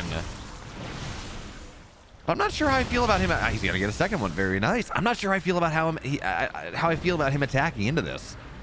I mean, this is a full surround that Solar has access to. These lurker numbers are really good compared to what it is that MaxPax has. And I worry, I think this is just going to force a full recall. I mean, blinding, God, this is such a good fight for Solar. This is an insanely good fight for Solar. And I'm like, yeah, I don't know how I feel about this fight for MaxPax. I mean, he's getting away with some of it, and he doesn't want to trade some of his supply, I guess, but he's just going to lose that. This is a horrible fight. There's the recall, but he's going to lose everything, and that's an extra immortal dying on the backside for nothing. MaxPax just lost, yeah, you know, it's 4 bases to 4 bases, and the warpins in the main base are causing problems. But MaxPax just lost so much of this, and these zealots will eventually get dealt with. I don't think they're not getting the damage done that they had to. Now maybe the zealot run by on the maybe on the 4th base. This is a little bit more. I think this might kill the base. It only plus 2 hydras, and you know, they do a lot of damage, but they do not tank against the zealot. So lings are going to have to arrive, and nah, this is not enough. Even as the hydras went kill the creep team, but just for MaxPax's benefit, 10 drones is not the loss. It's not worth the loss of 4 immortals and 2 archons and 2 high temp and 2 colossus. Everything that it was that MaxPax lost over the course of that fight. He does have 4 bases, 5th base on the way, but I don't think he holds on to these bases. I do not think he holds on to this 4th whatsoever. He's got Tempest on the field, and they are a great stopgap. Getting a decent Tempest count is very good against this army that Solar is making, but the supply tells the tale of the tape. This 4th base is guaranteed dead. Not the Viper count. The Tempest count is not high enough. Once you get up to 5, that's a bit of a different start. But for right now, the chip damage is something. And you know, in fairness, these zealot run-bys are getting a lot done. This 4th base totally bereft of workers. 3rd base, natural, loses queens. 13 drones have died. Zealot finds the 5th base as well. So MaxPax is doing he lost his 4th base, but he does have this 5th base just about done. He's doing a very nice job of forcing Solar back home, of punishing him for moving across the map and everything. War queens are dying. I mean, this is the best possible scenario for MaxPax in this game by a significant margin. And as Schwab said, yeah, air is coming. Air is coming, though. Air is on the way. We are at 5 Tempest. Well, yeah, we're at 5 Tempest. The mothership is out. Carriers now starting to join the fray. Plus 1 air starting to get added into this. And this 5th base is not connected to creep by any reasonable metric. It's very far away, which means that the siege position that MaxPax may look to hit on top of this 5th base once he maxes out again is actually really scary. And remember, if we look at this queen count, if we look at this queen count, what queen count? It does not exist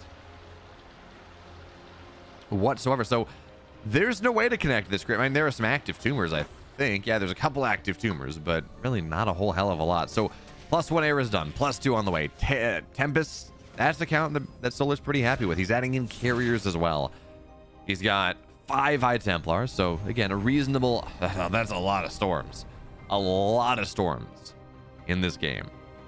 And this 5th base is a very, it really is all going to be on the abduction, but this 5th base is very, very hard to hold. Now going up the high ground without an oracle, which we have an oracle, it's not with the army just yet, without revelation, does feel a little bit dicey.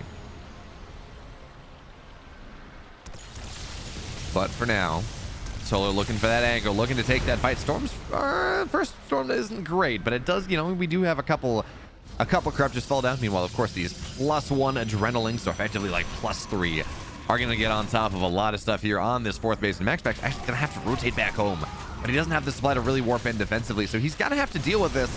Lings go, and those are in the middle of the map. They're just going to fall down. This 4th base is dead. A single carrier does not defend this again. Cracklings are kind of disgusting with no static defense there. Yeah, this is going to fall down. So that's annoying. And high temp. Oh, God, these storms.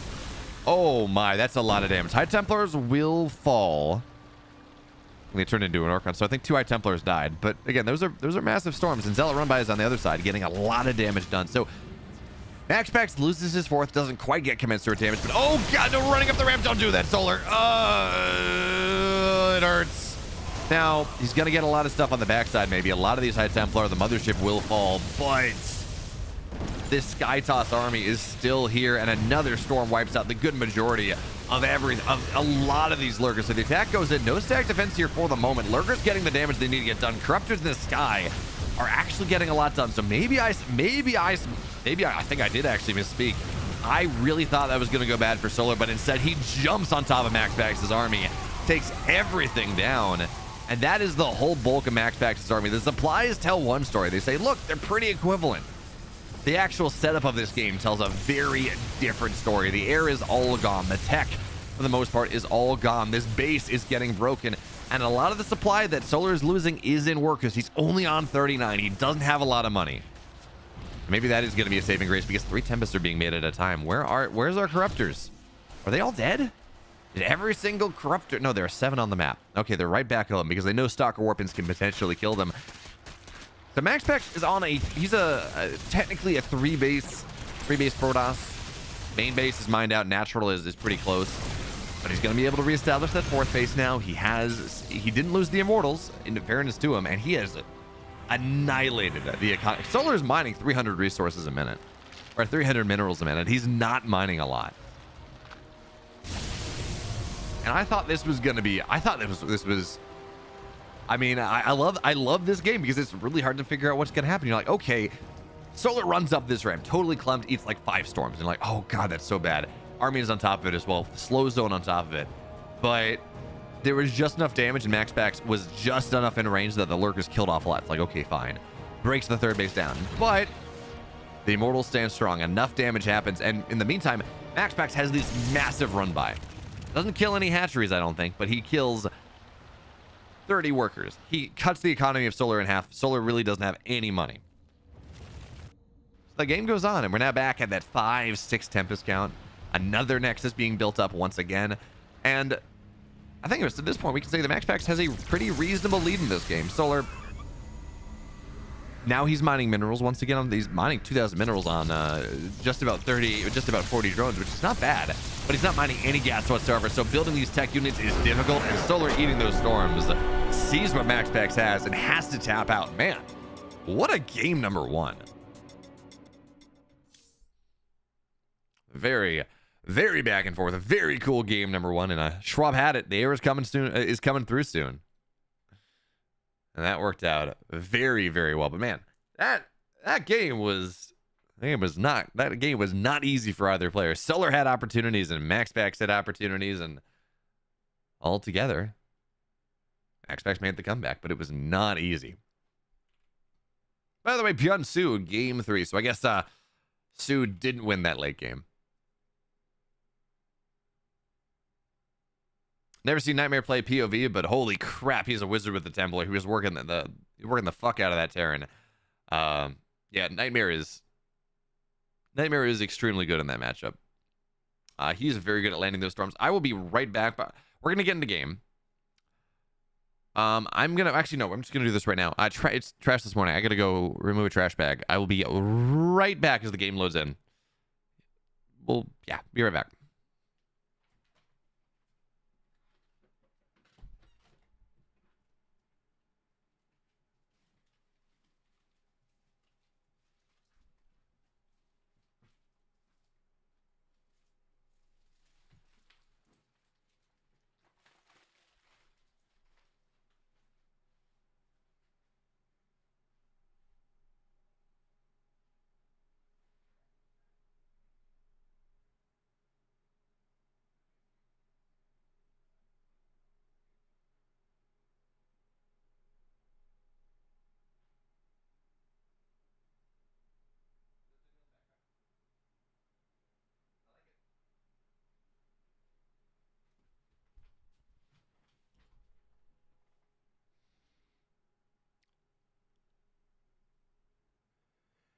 Hey, Gildam. Or Guildgam. Exclamation mark Discord. Join my Discord. Well, I'll reach out. Anyways, let's get into game number 2. This might just... game number 2, MaxPax is up 1. Alcyone is that second map.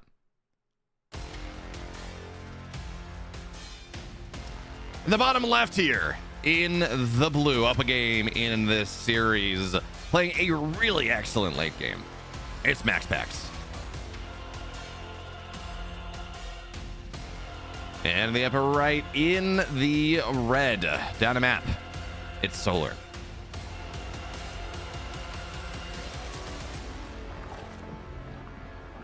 And Schwab saying, I feel like pro Zerg players in ZVP are sometimes too reluctant to invest in spines at their outer bases to defend run-bys a bit easier.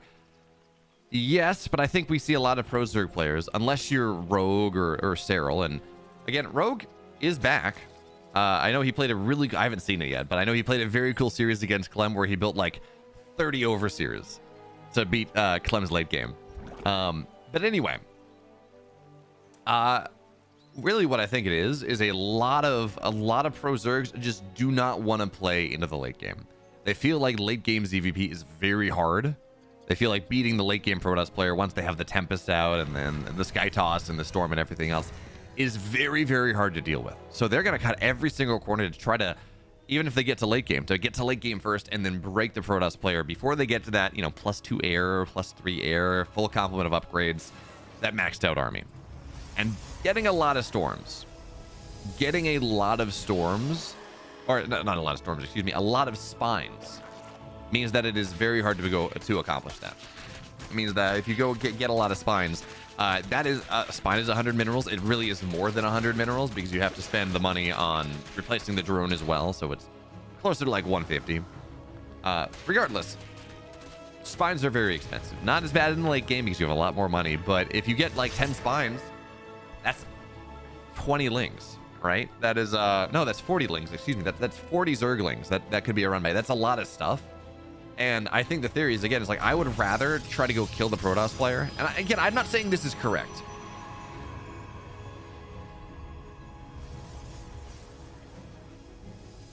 Schwab saying, what you're saying makes sense and explains why Solar didn't want to rebuild his drones and instead all in instead at 33 drones.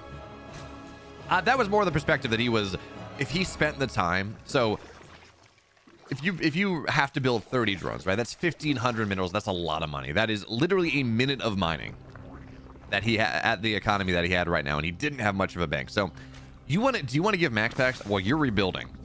Giving Max Packs a minute to max out and really improve his setup because his economy was not super hindered by that. Rebuilding a Nexus is 450 minerals, right? You didn't really lose a lot of workers, and you can long distance mine even still.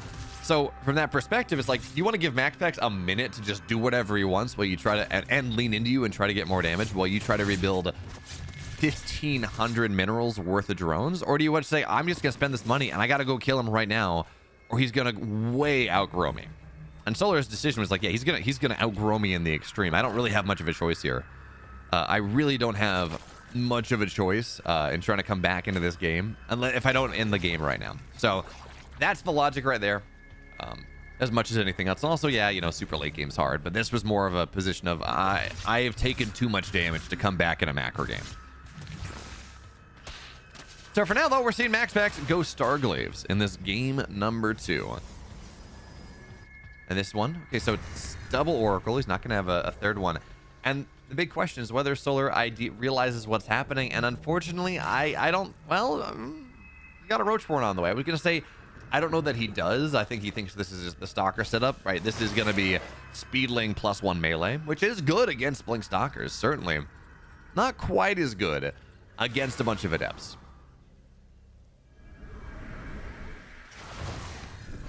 So for now, Lings are going to find these Adepts here. And the scary thing about this for Solar right now, is he Queen walking? Nah, he's got a layer on the way. He's just being a little aggressive on the Queens to poke the Oracles out.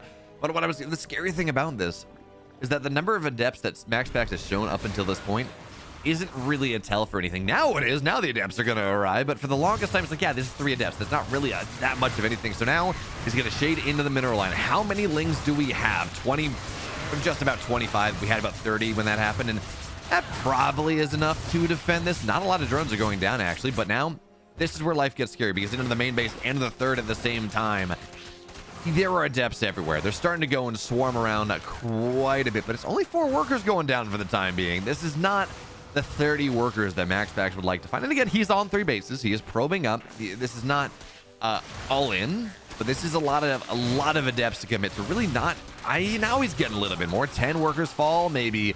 Not going to be 11, but yeah, 10 workers, 13 workers going down as the Adepts continue to find their way in. And it's wild. This is this. Now we're on 18. So all of a sudden, this is worthwhile. All of a sudden, this is worthwhile damage as 19 fall. But it's a wild, the truism of Glaive Adepts is that It's not the first hit. It's not the first attack that gets the damage done. It's like you hold that. The first shade goes in and you hold it and you kill everything. You're like, I'm fine. And then they shade everywhere. It's like, oh, I just lost 20 workers. Great. And now Solar's going all in again because he doesn't have much of a choice in the matter. Down half the economy of max packs at this point into a 3 base max packs. And the question now is always the question is whether max packs has done enough to defend at home. Because he traded away for this 15 adepts. That's 30 supply that he could have in the fight right now that he does not have. Blink is not done. Stalkers are not done. But Oracles, well, here's the thing. They just sit on top of the Ravagers. They knock them down. And we're going to have to see if that is going to be enough. So, again, +1 not yet done. Shield batteries, there's one in the third base, but nothing a little bit more forward at. And we're going to see shield battery overcharge go down. Bile's not really landing. For right now, they're on the force field. So, again, buying so much time here. Queens are going to start to arrive, get on top of the Oracles, but they're killing so many of these Lings. And, yeah, Max Pack swats this thing aside. That game against Solar, a little bit closer than the series against Rex, but still very one-sided. Max Packs is just way too good.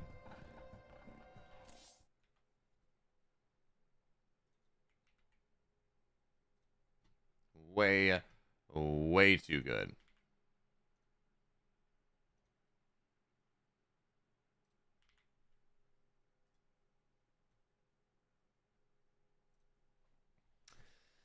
Yeah, so it's one of those things where if you're going to go for an attack like that, the Queens have to be synced with everything else. Because otherwise, the Oracles will kill the Ravagers, and then you don't have anything. You don't have nearly what you need. ByuN took down... Oh, man. I was really hoping for a Sue upset, but ByuN took down Sue 2-1. So Max Pax is going to face the winner of Shin and Trap. Do we have a result on that?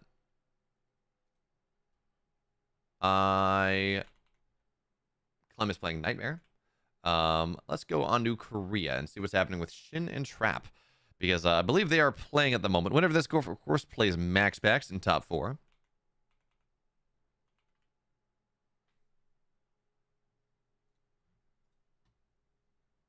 Shin is 4 minutes in.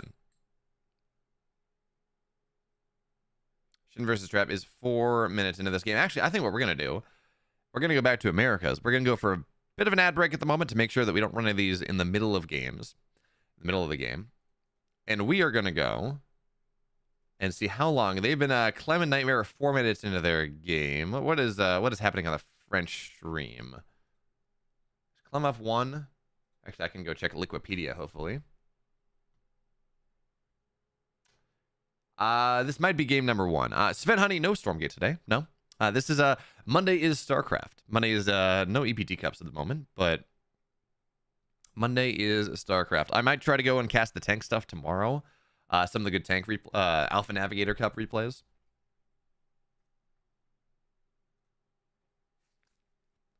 We shall see. But for now, no. Today is Starcraft, and I'm very happy about it. Nightmare and Clem are in game number 1, 6 minutes in. So I'm gonna go. We're gonna go to a bit of a break. When I'm back, oh, didn't mean to do that. When we're back, we're gonna see. We're gonna try to get into Clem versus Nightmare in game number 2 because Nightmare's PvT is pretty exciting. He's still Clem, but let's see exactly. Yeah, bit of an ad break. See y'all soon. Adapt's gonna show up into the main base and. It's actually going to complete the shade, taking advantage of that Geralt position up on the high ground, poking away at some of the drones, but it's only a single adept, right? So it's going to be annoying, but it's not really going to... Oh, yep, there we go. Pair of the natural Lings have been forced into the main... Well, okay, well... Solar is also a lot harder to defend the adepts between the main base and the third before the natural is done and the creep is connected. So all these things together do mean... that even as you say, maybe it's a little easier to defend Oracles at the third. I think in the balance of things, it's still better to take the natural at the natural, is the way I see things. This Oracle will not go down. Meanwhile, Adepts, Oracle, thinking about diving into the third base, but there are Lings here, so that's probably not going to get a lot done. I'm surprised. Actually, Oracle doesn't have energy, so it's a little bit awkward. Adepts, one of them is going to shade in, but with the Queens here, gonna get a drain, is going to be done in time. +1, not for this attack, and in fact, Solar losing an Oracle too, but Hydra count is reasonably high, and while Lings are going to look for a bit of a surround, Stasis Trap, you got to be careful about that one. Oracle will fall down. Stasis Trap does not hit. Second one, that's going to be a lot nicer, and that will force things back. But Oracle fence. It's actually going to go try to take the fight right now because there's only a single Colossus. Second one not really here at the moment. If the Stalkers blink back, the Colossus is a little bit exposed, but well, we're going to have to go and give up the timing for the time being. Solar, again, he cannot fight this army with two Colossus here with extended time. He needs to get these Abducts ready to go from the right angle. And there come the Vipers. Abducts are going to pop in right now. That's going to be one dead Colossus. Second one going to try to get targeted down as well. But even still, the splash damage is beautiful. As I say that, though, it's only two Colossus here. And this is where it gets scary. High ground to low ground. That's... And I love, by the way, that charge isn't even done yet. This is kind of... We're 10 minutes into this game, and charge has not been completed. So this Zealot run by is slowly but steadily showing up on the left side of the map, trying to take this 5th base down from Solar. But Solar now... He knows the position that he's in. He knows the timing that he has and how good the lurkers are with their range against is slowly but steadily showing up on the left side of the map, trying to take this 5th base down from Solar. But Solar now, he knows the position that he's in. He knows the timing that he has and how good the lurkers are with their range against everything that Solar has at the moment, or that MaxPax has at the moment. But this Zealot run by, this slow lot run by does fight for Solar. This is an insanely good fight for Solar, and I'm like, yeah, I don't know how I feel about this fight for MaxPax. I mean, he's getting away with some of it, and he doesn't want to trade some of his supply, I guess, but he's just gonna lose that. This is a horrible fight. There's the recall, but he's gonna lose everything, and that's an extra immortal dying on the backside for nothing. His army takes everything down, and that is the whole bulk of MaxPax's army. The supplies tell one story. They say, look, they're pretty equivalent. The actual setup of this game tells a very different story. The air is all gone. The tech, for the most part, is all gone. This base is getting broken in this game. Solar, now he's mining minerals once again. He's mining 2,000 minerals on just about 40 drones, which is not bad, but he's not mining any gas whatsoever. So building these tech units is difficult, and Solar, eating those storms, sees what MaxPax has and has to tap out. Man, what a game number one. A lot of adepts to commit to really not. Now he's getting a little bit more. 10 workers fall, maybe. Not going to be 11, but yeah, 10 workers, 13 workers going down as the adepts continue to find their way in. And it's wild. Now we're on 18. So all of a sudden, this is worthwhile. All of a sudden, this is worthwhile damage as 19 fall, killing so many of these Lings. And yeah, MaxPax swats this thing aside. That game against Solar, a little bit closer than the series against Rex, but still very one-sided. MaxPax is just way too good. Adept's going to show up into the main base. I would just like to go on record that I think this is Nightmare's year. I mean, I'm looking at how things are going, and yeah, he is not... Clem is still in the lead because Clem's TVP is probably the best in the world right now. But Nightmare looks really good, and he makes a lot of miracles happen over and over and over again. So, you know, I'm watching Coca's broadcast of this because we're just waiting for game number 2 of Nightmare versus Clem, is what we're doing right now. Need the game to end, and we're 11 minutes in on Oceanborn. Clem's got his 4th base on the way, but it's kind of interesting because you know, the French broadcast just cares about Clem. So, ooh, maybe big. Oh, nice disruptor. Guess a lot of marauders. But I was gonna say the French broadcast just cares about Clem. So, Coca is just watching from Clem's perspective. Makes it kind of hard to see everything that's happening, but you know, if you're just a Clem fan, you want to see how good Clem is. I'll just watch from Clem's perspective, and I think this game is going to end relatively soon. Well, big disruptor shots, but Clem is, man, he is microing this so beautifully. Well, sometimes just lost a Raven there. That's not great. But Clem has his 4th base. Nightmare doesn't, so that really should be the end of that one.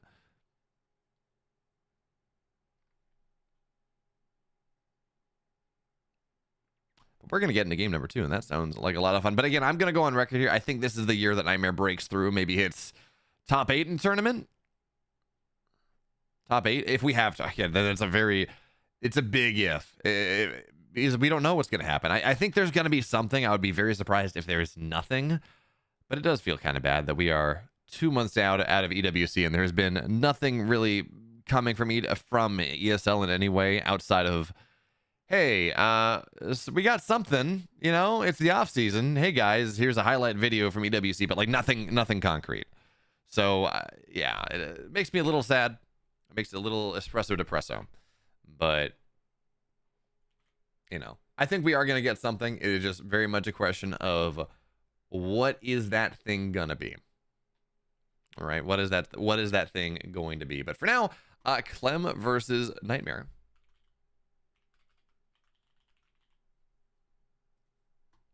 Is going to be on the way. Game number 2. Oh, by the way, Guild Gam, I did ping you on Discord.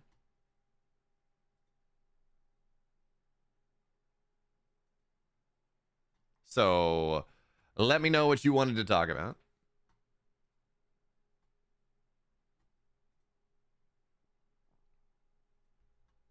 All right, taking a look at the bracket, by the way. Trap 2-1 Shin. So on the bottom side of the bracket, of course, we hold the semifinals for everyone. All right, all the semifinals and the finals, they get casted. There's no this is not an EPT Cup where they just run sequentially, or they run hurry up. So Max Packs versus Trap, we're not missing that right now. That's going to happen eventually after we we're probably gonna finish this series and the ByuN Hero series, go down to Max Pack Trap, go up to whatever the top side thing is. I got the red paw, the gamer wrist mark going there. Hi, I'm ByuN from back in time. But anyways, we have a game number 2 here. It is ready to go, and we are gonna get right into it.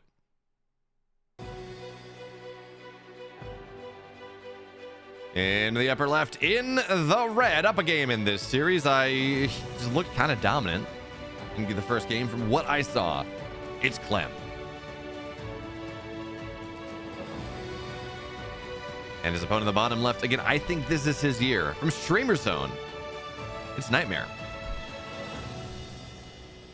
It's kind of this setup, by the way, with Nightmare being picked up by a bunch of people. Forjumi and HH Quanta and Nightmare. Nightmare by far the best pickup, by the way, for that team that we've seen at the moment. But they're a talent agency, as far as I can tell, like for not the biggest names, but for, you know, small to mid-sized names. And them just having a Starcraft team all of a sudden is kind of weird. Like, it just feels out of place. I don't know why. I mean, I guess just getting their name out there, and I now know what Streamer Zone is, but yeah, I don't know. It feels a little bit weird.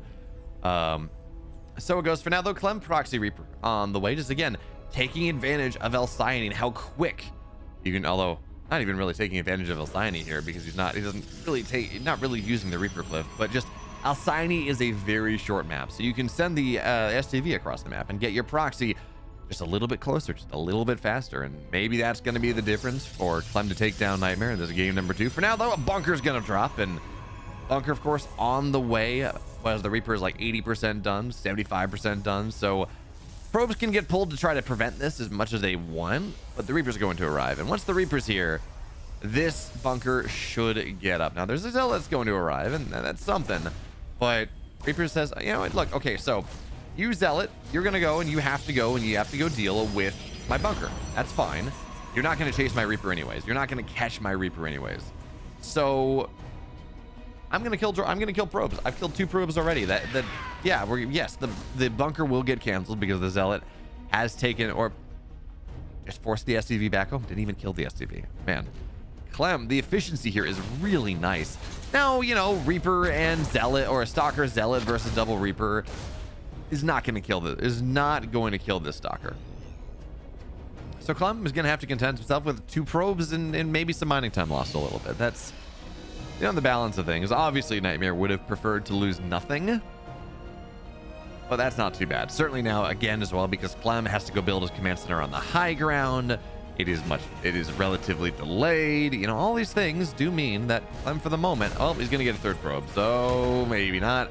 And the KD8 charge zones things out, so he's going to get 4. Okay, playing around the gas means it's a little harder to kill the workers, but he's going to get a bunch of workers here. Maybe another one. Yeah, he gets 4. That's 6 in total. And all of a sudden I'm saying, you know, okay, Nightmare's not too upset about this. His natural is much faster. As long as he defends against the drop play, he's gonna be fine. And instead, he loses 6 more work, or loses 4 more workers. He's now behind the Terran player in workers, which is just never where you want to be, because the Terran player has mules, right? You have Chrono, they have mules. Your economy in the early game is supposed to be ahead of theirs. So that's just how that works. That is how the economic setup is supposed to go. And instead, you're tied, you're behind, and there's a cyclone drop.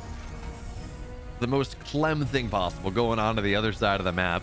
What exactly it is that he gets done, we're gonna have to see, because there are stalkers, there is a zealot on the other side of the map, and there is literally no defense, absolutely nothing to defend Clem right now. So he's gonna have to get as much done as possible with the cyclone on the other side for now. Pylon, I think, is, well, he's not even gonna bother to kill it. There's a stalker here, but a single stalker is just a free gift. It's a nice little treat to be provided to Clem as he starts to get economic damage done. But the triple stalker and the zealot, they show up on the other side, and there are some marines out now, and SCVs can be very good against a bunch of stalkers if they get that surround. So 6 probes have died on the other side, and stalkers are dying as well. This had a lot of promise. It certainly did, but 1 stalker and the zealot have already died, and Clem is killing 11 workers. He's forcing the recall back home. Well, there's no blink, so into the natural he's gonna go, and Clem is just Clem. 13 probes are dead. Nightmare absolutely shellacked in this game number 2.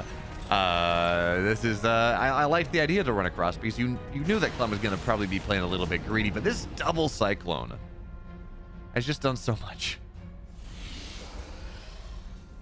Which means the Nightmare, how many gateways is he at? He's on, I was gonna say he's probably gonna have to go all in, but he's only on 2 gateways, so going all in doesn't feel all that great.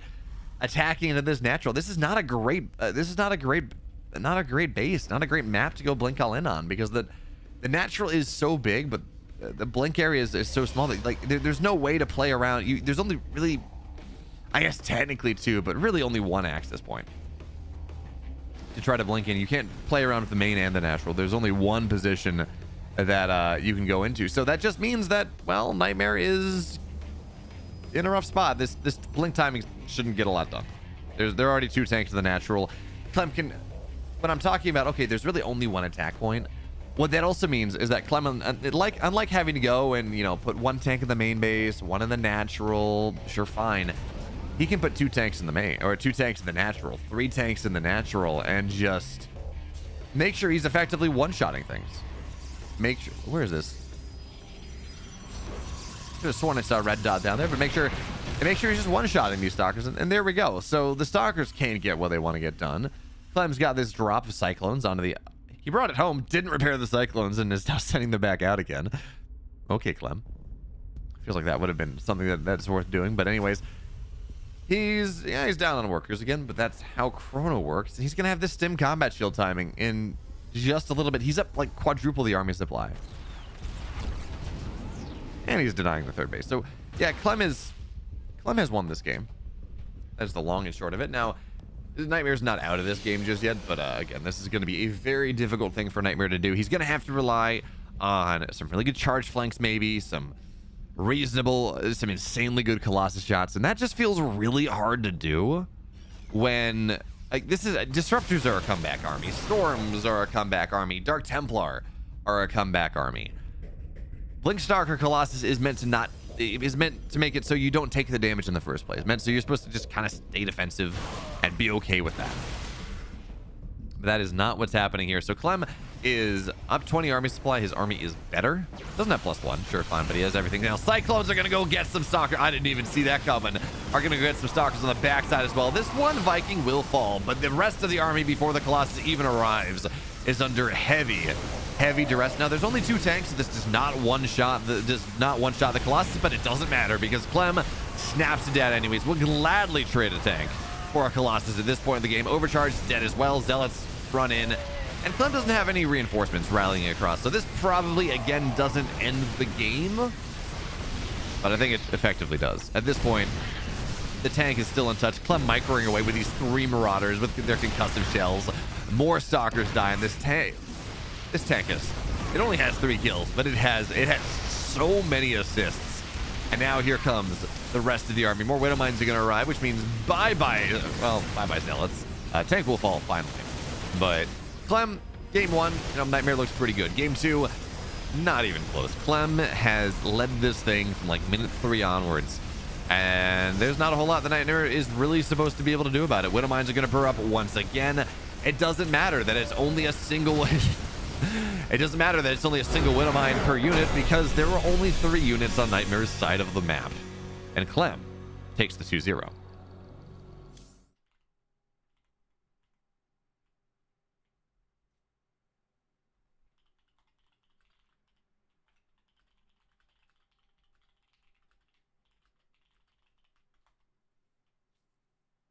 Clem the Goan, greatest of now. He certainly is the top player in the world. He certainly is the best player in the world at the moment. So herO and ByuN are still only in game number 1, which means we got to go again. Semifinals don't start until Wardy's there, which means that this series, this herO ByuN series, has to complete. So we're gonna go over to Asia. We're gonna go over to the Korean server. As ByuN has just dropped the biggest mule hammer I've ever seen. This game is insane.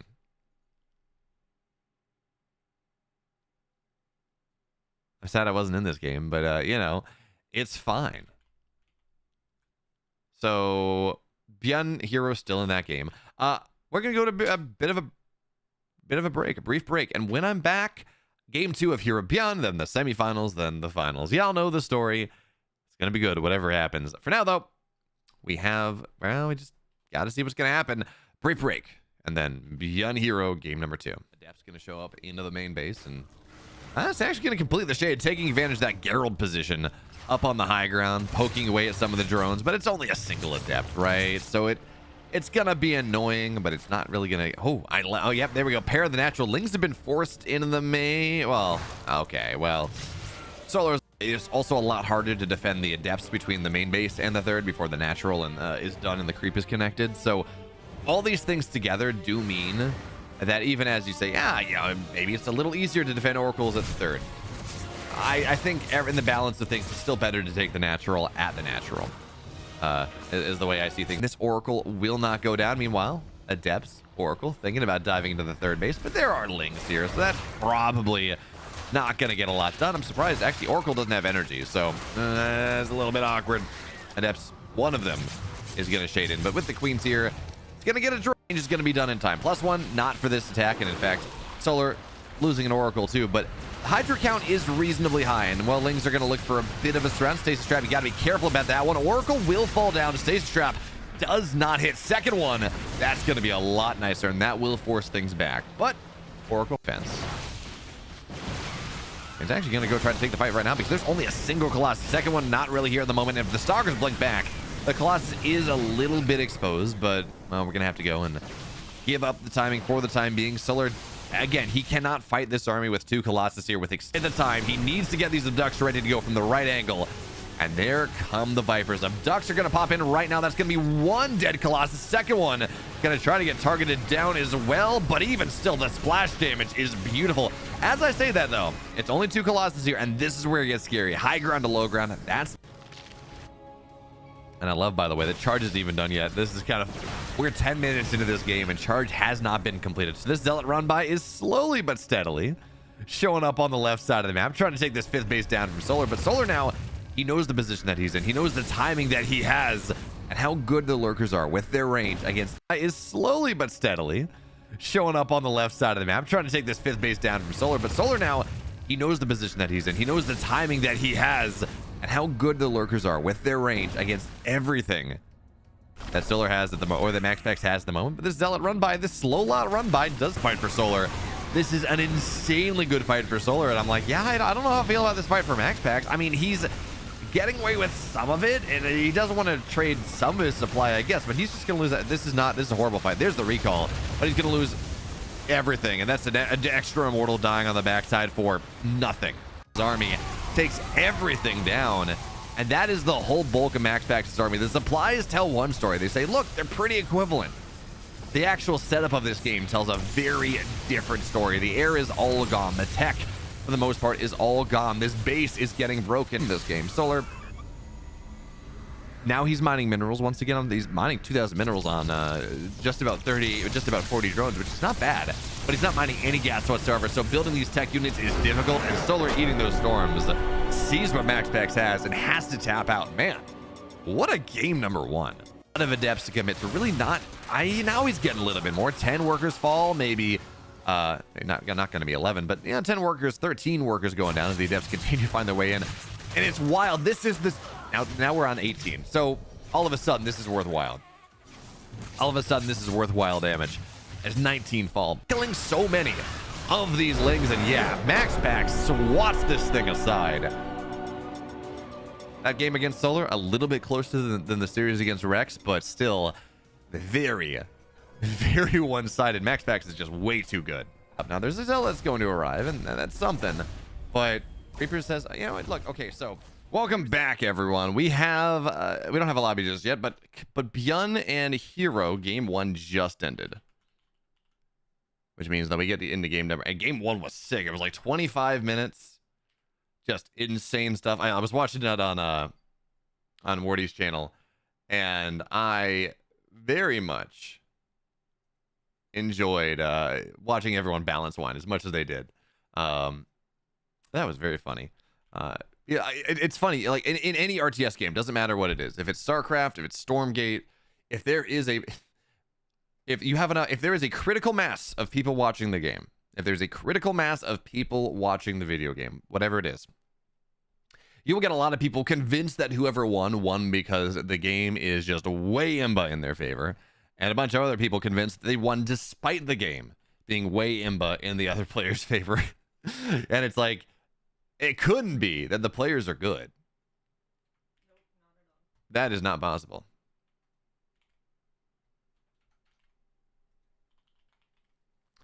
That is not possible.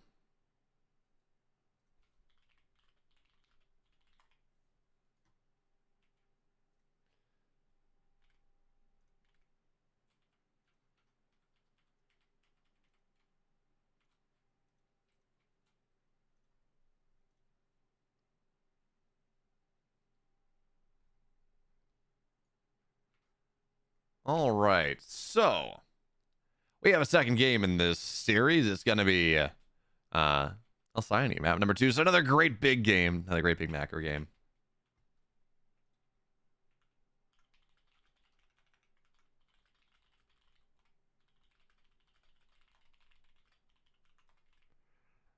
All right, so Alcyone is going to be game number 2. We just wait for Wardy to put ByuN in the slot, and unless Wardy wants to play herO for game number 2, but I think that's a very quick herO 2-0 moving on into the next round. And then, we're gonna be good to go. Yeah. Game 1 was super sick. Game 1 was super sick. Late game, lots of DTs, lots of carriers. ByuN almost made a miracle happen with a big, kind of big concave of ghosts and bio and Vikings and things, but didn't quite work out for him, and that means that we move into Alcyone. 1, 2, 3, 4. We move on into Alcyone for game number 2 of this series once they get started. And we're gonna go.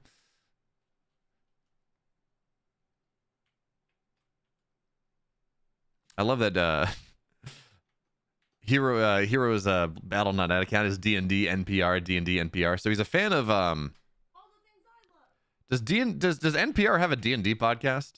No, they do not. I'm being told that NPR does not have a D&D podcast, so it doesn't quite work out. But man, I would listen to the hell out of that. But also, I don't think that he's listening to English language radio podcasts. That being said, we do have a second game in this series. It's Alcyone. herO played an immaculate game number 1. Although, as someone in Twitch chat said, putting all this work in, poor herO, putting all this work in just to get farmed by Clem. Well, that may be true. But let's see what happens in our second game of this series. herO is up 1.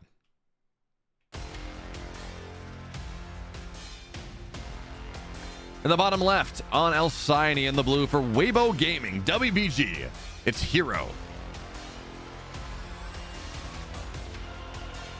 Of course, in the upper right, in the red. Almost making miracles happen in that first game, but not quite enough. In the upper right, in the red for the Rebellion, it's ByuN.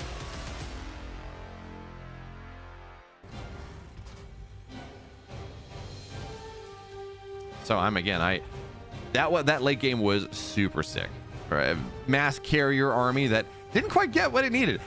Realistically, the Skytoss army that herO made, he gets a probe. ByuN immediately crying in chat.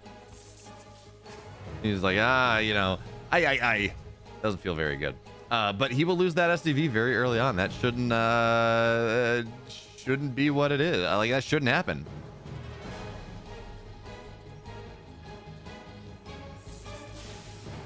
But anyways, herO, so he knocks the SCV down and takes damage, but it's not going to be all that bad. Meanwhile, this is going to be a Reaper expand coming out of ByuN, so not spending, minimizing the gas expenditure as much as possible. This means he gets a faster factory. It means he gets a faster starport.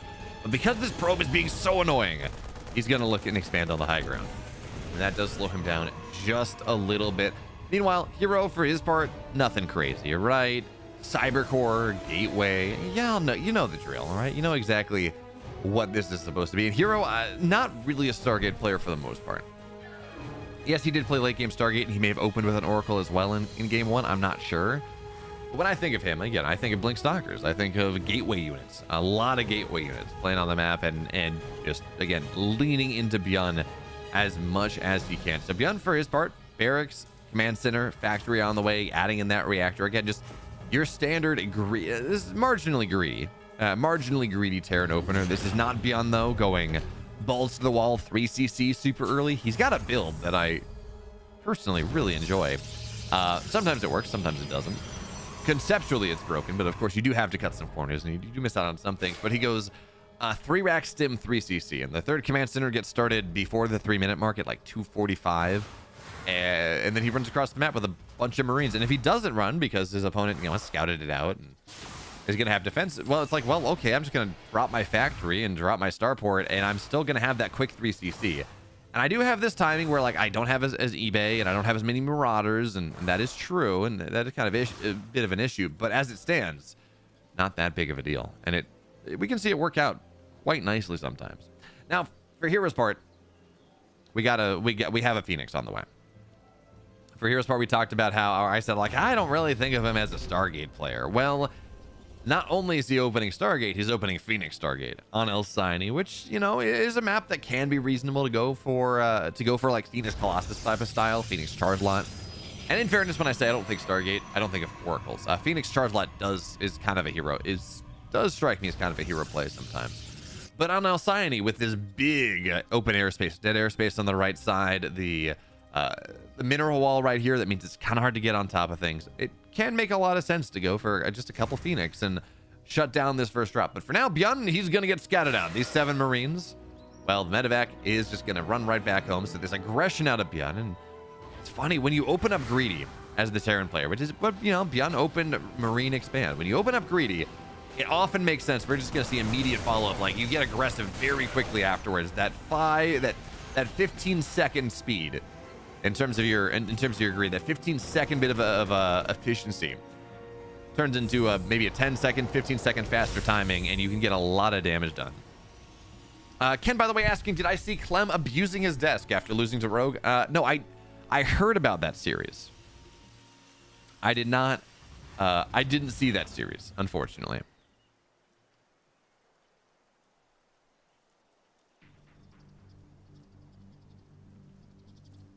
Ooh, I just got a laser responded. I said, hey, a laser, do you want to play Parting next week in Stormgate Sundays? And he said, yep, I'm down for any match. And I just need, my goal here is I'm just trying to find someone who can beat a laser. We had one of the great games, one of the funniest games I've had the opportunity to cast in Stormgate, a laser versus Parting on Jagged Maw, where Parting got up to tier 3, killed all of a laser's bases, and a laser goes for this attack, looks back home, he's like, wait, where's my base? Parting says, heaven. It was actually so good. So this is interesting, though. ByuN knows that herO is going, that has Phoenix on the map, right? He saw this, forced the Phoenix to recall right back home. He knows there are 5 Phoenix on the map. It may be more, and he's still getting Raven Interference Matrix. That is actually really surprising to me. It's really hard to keep these Ravens alive. It is very hard to keep these Ravens alive against what's happening, but I think, and it's the wrong read, I think ByuN thinks this is like Phoenix Colossus. It's like, okay, I'm gonna get a couple Ravens as long as I get them on the other side of the map. And I got 5 Cyclones, so I should be able to ward these Phoenix off. I have 7. I didn't realize this, man. ByuN's going mech. Look at this in game number 2. He's got 2 more factories on the way. I wasn't paying attention to the gas counts, but mech is so far out of what I expect out of a Terran player in this matchup. But he's building 2 Cyclones at a time continuously. He's got 2 additional factories on the way. He's going mech here in this game number 2. And unfortunately for him, what is that? He's got Hurricane he's got Hurricane engines coming on at the same time as well. So he's getting a lot of Cyclones. This idea is really interesting because the problem is that herO's gone Phoenix Charge. Phoenix Charge is very good against this. You just get on top of the Cyclones. There's nothing you can't target. There's no Colossus to target down. Interference Matrix or Ravens are okay against a bunch of charge lots. Anti-armor's nice, but not this end-all be-all that you're looking for. So this is interesting because we're going up to 5 factories on 3 bases.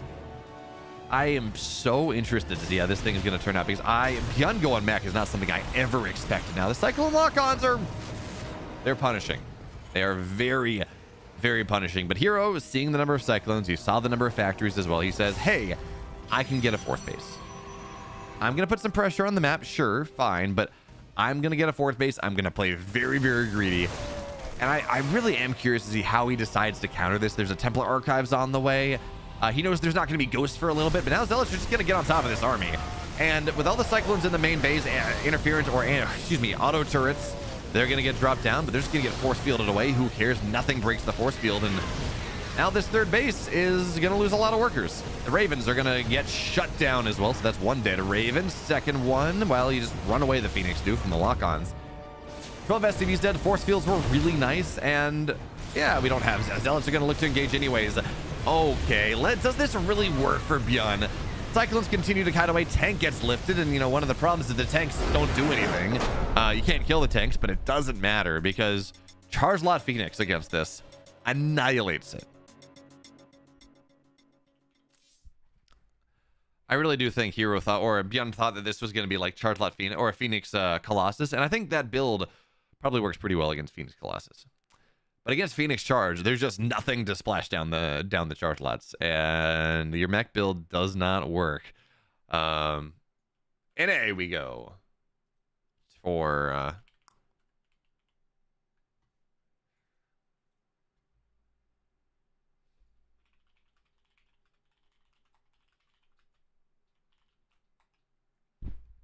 well, anyways, we're gonna have another series. I don't know whether it's gonna be Max Packs. I assume Max Packs is a lobby, so that's what I'm gonna get into. It's gonna be Max Packs versus Trap. Best of 3. And if Wardy is in a different lobby than I am, then we solve the problem. But Max Pack versus Trap, best of 3. And of course, the winner of that is gonna face the winner of Clem and herO.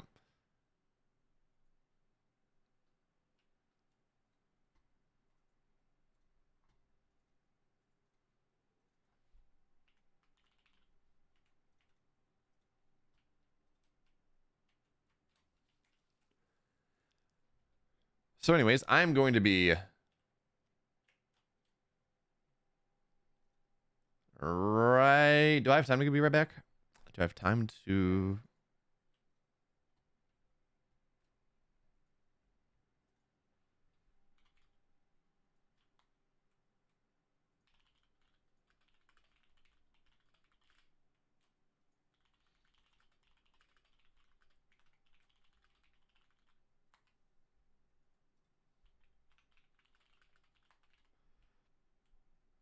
All right, so we're going to get this started pretty soon. Trap is in. Max Packs is in.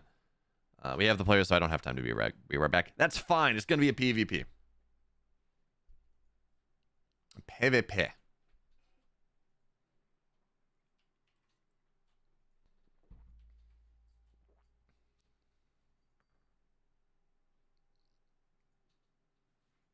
So let's see exactly how this thing goes. Golden Aura is going to be map number 1. Rather defensive, but no natural ramp. But this is still Max Pack. So likely Still goes for that 1 gate expand. And it's pretty wallable anyways, so it shouldn't be too surprising. However, we have a game. It's game number 2, and I will one of these days figure out why that button does not work. For now, though, game number 1 of this series, MaxPax Trap. Winner moves on to the grand finals. Let's see what happens.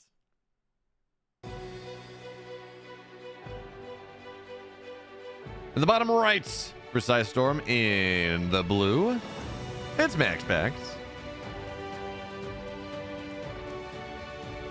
And in the upper left, Gemini's favorite player, looking better and better.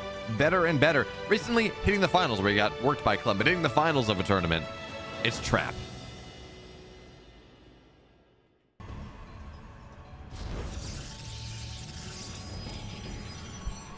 I am very curious to see how this thing turns out. So we know MaxPax, by the way, does like to go that single gate expand, but on this map on Golden Aura, I kind of expected to see him go low ground expand, but I guess right now he's not super interested in doing so. So he's got his gateway on the high ground, so too does Strab. But MaxPax has this evolution of this build as well, where he says, I'm gonna go, and I'm gonna go 1 gate. Sure, I'm gonna put it on the high ground. I'm gonna be safe. But I'm still gonna go put my natural down, and I'm still gonna play like that. So for right now, single gate done versus double gate. So single gate cyber versus double gate cyber. Interesting. So I expected this to be gate expand just on the high ground because, you know, this is MaxPax. But what this means is he's got a little bit more money, right? So we saw Trap go. He has 2 gateways. He can build 2 units at a time. And is this going to be like a 3-gate robo type of build from Trap? He's got this pylon and this feels like way too far away to be a robo. So I guess this is going to be like proxy Stargate from Trap on a really weird spot. Right there on the Zelnaga tower, but I guess it's not somewhere that MaxPax is going to scout all that often. We just gotta wait to see what happens when we hit 150 gas. You know, what exactly is it that gets made? So MaxPax is gonna have a safety Stargate. That much is true. And yeah, proxy Stargate on the way, which is not a great situation for Trap to be in. Let's be real. MaxPax, now he could build 2 oracles and just not have defense back at home, but even then, his Stargate is faster. So, you know, that's the benefit of going 1 gate versus 2. You have everything else just a little bit faster. And that means the MaxPax, whatever he decides to make. By the way, is that MaxPax's probe? Yeah, it is. MaxPax is going to see this. And that means that he's not going to get an oracle first. Or if he does, he's going to drop a shield battery. And he should be extremely well prepared to defend against this. In fact, yeah, he will get an oracle. He will try to chrono that oracle out because he knows the timings. He's like, yeah, actually, this makes a lot of sense. So you get the oracle. You know that timing is there. And then you build a Phoenix. But Trap, because he knows that MaxPax has an oracle, is going to build a Phoenix of his own. So this is just a little awkward. Meanwhile, Adepts find their way into the natural. Oh, 2 workers go down for the time being, but 1 Adept dies, you know, reasonably quickly. Even still, 3 workers go down. Maybe a 4th. Yeah, this is a beautiful setup for Trapper right now. Moving in with the double Adept and the probe. Yeah, he loses 1 of his own, but who really cares? And MaxPax takes damage. Surprisingly so, he takes damage.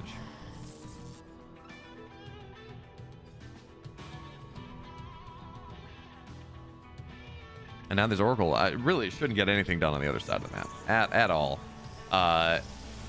There's a Phoenix here. Now, Oracle does get a bit of an inside track, but there's a shield battery as well. So this is double plus not going to work. And now we're opting into this Phoenix idea. Trap's making a 3rd Phoenix.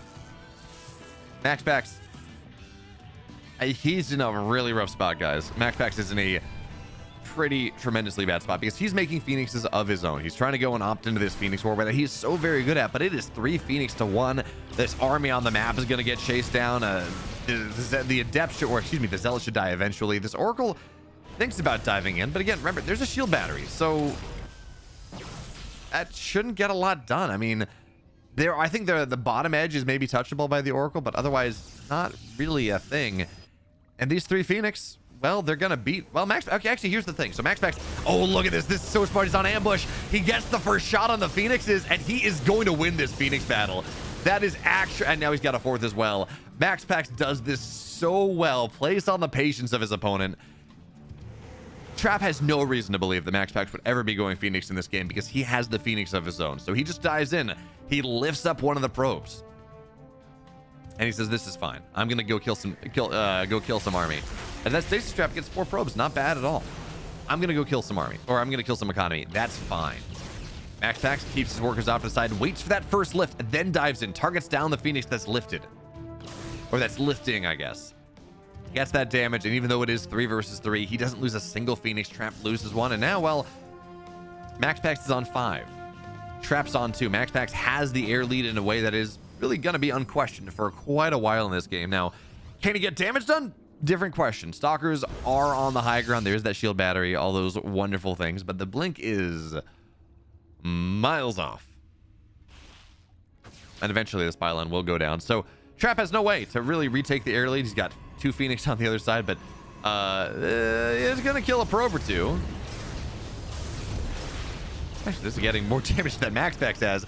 And the recall goes back home. Now, that's just recalling to your death, maybe, but still pretty fun. Nice little move there coming out of Trap. And MaxPax doesn't lose a Phoenix of his own. But this game is weird. This game is very, very weird. And for now, though, Phoenix, well, they're just going to lift up all the Stalkers and kill them. And that's why getting this air lead can be so impactful. You just kill Stalkers.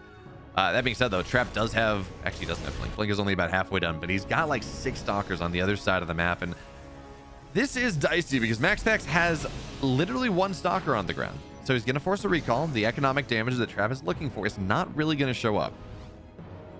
Trap wants to lean into this, right? He's got its... Third base is whatever. He's got a gateway on the map. His Blink is just about done. He has a much bigger ground army right now. Although, even as I say that, the Immortals were 3 Stalkers, so not quite as bad as I was saying, just as I looked at the supply. But he's going to have a lot more, right? He's going to be on 4 gateways. He has Blink. Maybe he can make something happen here. Blink is done. That's going to be a dead Phoenix, and these Phoenix are 100% necessary. They are the force multipliers in this army. If every Phoenix lifts a Stalker and the Immortals are able to fire away at the rest, that is the win condition for Trap in this game, or for MaxPax in this game. So with the Phoenix on the map, there is not a lot at home for defensively for MaxPax. Again, economic damage done, but that only matters if you have a base back at home. So for now, Adepts are going to look to shade in. MaxPax is going to get a lot of economic damage done, but there's only 1 shield battery here. Stalkers, though, Immortals are shredding them, and the Blink is not good enough. So MaxPax gets damage done on the other side. Adepts are getting something here, and the overcharge has been popped. And MaxPax, again, he keeps trying to get more, but he's out of energy, so he's not going to get... He gets 10, and that actually is a big deal, but Trap is still on 3 bases, so he's still pumping out probes 3 at a time. And let's see. So MaxPax moving on the map a little bit. He does not have Blink. We're going to see these Immortals. Hardened Shields get triggered. Trap continues to blink backwards. That's 1 dead Immortal. Opting into this fight on the map feels a little bit dicey for MaxPax. Second Immortal's going to fall down, and now these Stalkers... Stalker count is 5 versus 10, so that was still a lot of Stalkers going down. Trap really cannot go and capitalize on that and try to make something happen. Meanwhile, the economic damage just continues. 18 dead probes, although I guess MaxPax has lost 14, so maybe it's not as bad as I thought it was going to be. Another Phoenix dies. And Phoenix, like, unlike Zealots, unlike Stalkers, unlike everything short of Oracles, I guess, Phoenix are limited by their energy in terms of how they want to harass. If they don't have energy, they're not doing damage. So there is a upper limit to how much damage MaxPax can get done at any given time. But the DTs, though, there's something else. The DTs are absolutely something, yeah. And Trap actually has no detection. I didn't even realize. I was looking at other things. Trap had no detection. DTs win this game. MaxPax goes up 1. Kind of a cool game, though. I very much enjoyed that one. It's like, oh, it's back and forth. It's back and forth. And then MaxPax eventually gets the Dark Templar, those invisible men.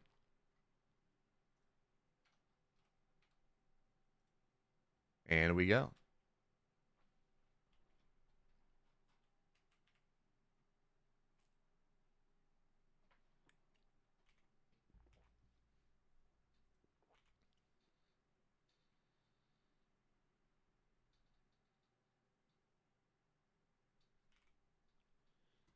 So,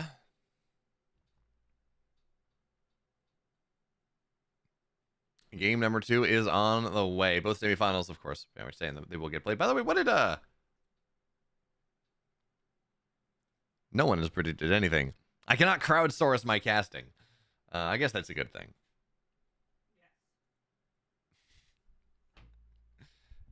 My peanut audience, my peanut gallery on the other side of the screen. Claire is telling me, I'm like, I guess it's good that I can't crowdsource my casting. And Claire says, yes, it is good.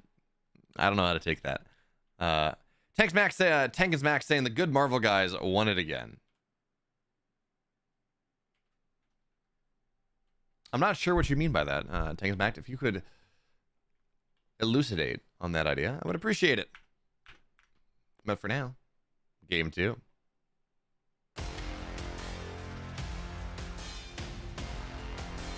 In the upper right here in this best of 3, he's up a map. Really back and forth game, but Max Pax just knows how to win. Well, it's Max Pax. We said his name already.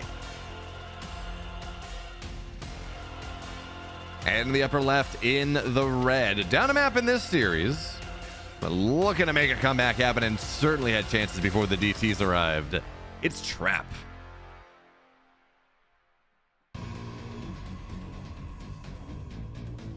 Ah, yeah. The guys with capes. The Marvel superheroes. Although, okay, so if we think about this, all right, you say the guys with capes. Of the Avengers, see, Doctor Strange has a cape. Vision, before he died, had a cape. Thor had a cape. Spider-Man didn't. Captain America doesn't. Black Panther doesn't. Ant-Man doesn't. Iron Man doesn't. I would argue that Black Widow doesn't. What's his name? Clint Barrow, bow and arrow guy. I'm thinking like at the time of Endgame. He doesn't have a cape. Hawkeye doesn't have a cape. I would posit that the majority of Marvel superheroes, at least in the Marvel Cinematic Universe, don't have capes. Probably like 70-30. There are a couple that do. Scarlet Witch, I think, had a cape. But yeah, I would argue that it's the minority of Marvel heroes that have capes. Tank is Max saying it's either a cape or a really tight suit. I would it's a cape and or a really tight suit, because everyone that has capes also have really tight suits. In fact, one could argue that Iron Man doesn't have a really tight suit. Well, I guess it's form fitting, but it's a coat of armor, right? That's not skin tight. So anyways, let's talk about this game, because Trap opened double gate, single gate expand coming out of Max Pax. He has a Stargate. And these stalkers are scary early on. Now, I'm not super worried for Max Pax because he knows how to make this defense happen, but you know, it's 2 stalkers versus not a lot. Shield battery does have to go down, and I mean, this is not easy. Of course, the Zealot should die. The fact that the Stalker took damage to the Zealot is a bit unfortunate. And you do have to be careful running into the high ground like this, because the Stalker pops out. That's going to be one of these Stalkers falling down. And a probe pull is very good in this scenario. Oracle's going to pop in as well. That's going to be another dead Stalker. And it's kind of a trade. In fact, well, not really a trade, right? Because Oracles, they only have limited energy. You want them harassing on the other side. So the fact that you have to turn on Prismatic Alignment or Pulsar Beam to make that happen is a bit obnoxious. As I cannot believe how good the shield battery is, keeping that probe alive for so long. And as Taco is saying, forgetting the rule, no capes. This is very true. I talked about this last week, but Tank is Mocked really likes to talk about the DTs as the Marvel superheroes. So the morale of this story is that Dark Templar are old school superheroes. Yeah, sure, we can go with that. High Templar, I guess, as well, are old school superheroes. What I wish, though, like in real life, cloaks should come back. Capes as a thing that is just accepted everyday wear should come back. I mean, they're super flexible, right? It's raining. You got a hood. You need a blanket. You're there. You know, you want to go sit down on a cold bench. Here you go. And it keeps you warm like a coat. Maybe not quite as good, but a cloak certainly does. That clasps around you. It doesn't bundle your arms down. Of course, you also have to pull your arms out. Obviously, a coat is probably better, but we have abandoned the cloak in this day and age, and I think that is a problem.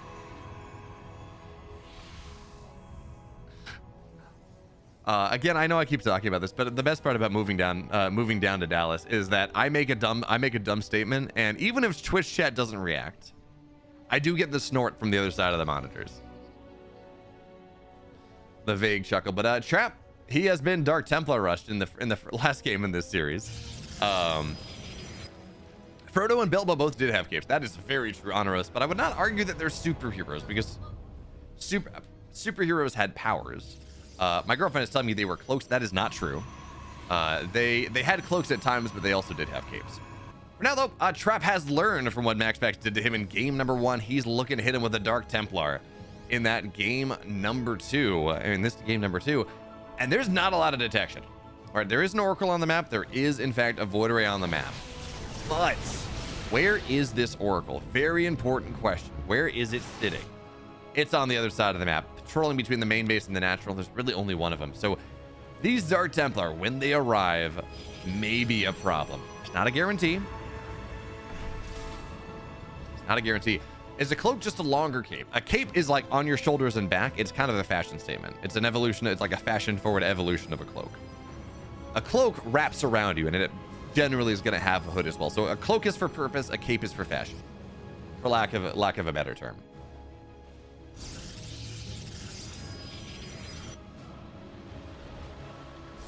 Hobbits were superheroes in the Tolkien universe. They were uncannily resistant to Sauron. As this attack from MaxPax is scary with Blink, and this Void Ray will force a cancel on the third base. But again, here's the thing. Trap just has to not die. Because these Dark Templar on the other side represent tremendous threat. Tremendous threat. And for right now, I mean, do we not have Game Heart? I guess we don't, because there should be enough damage here. These Dark Templar are, they've killed enough workers at this point to justify the threat. And actually, one Dark Templar is not going to prevent the Oracle from popping out. Wait a minute. Okay, Void Ray falls. Oracle is canceled. Okay, this is a bit of a problem right now. We're going to see pylons attempted, cannons done. But again, Trap has to go target this pylon down. Trap targets this pylon down. It's actually everything if he knocks that down, but he's not paying attention. So he's killed a lot of workers. He has. But he doesn't have the insta-win state that he would love to have. He's still in an incredible spot. Like, let's be clear. But he doesn't have the game-winning state that he would love to have. And notice he's keeping these Dark Templar very separate. This Dark Templar has 11 kills to its name. And, well, pylons just keep going down. So MaxPax has to play at home, wait for energy to pop up. If second Oracle's gonna... There we go. Second Oracle's there. We have the energy. So that's something. But this attack on the third base, Trap does have Blink. He's got a lot of stuff here. But I guess not quite enough. So MaxPax handles this just about as well as he could, but he lost 22 probes. He lost the he lost one of the oracles as well. So he lost one of the oracles, he lost a Void Ray, 22 probes. And that means the Trap is a beautiful spot in this game. The game's not over. There's a beautiful spot in this game.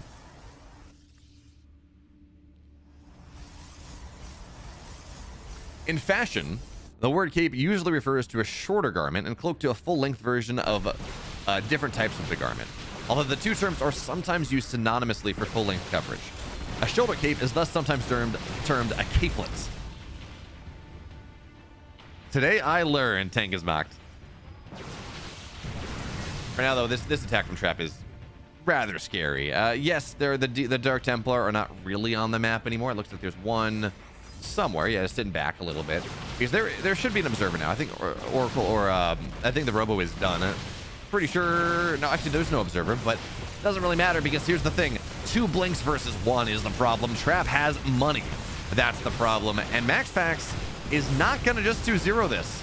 He was in dire straits before his Dark Templars won game number 1, and Trap did just the same in game number 2.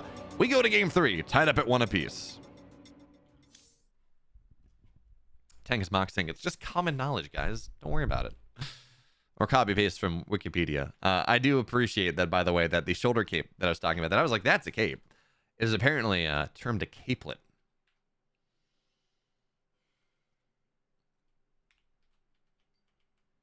Do the Capulet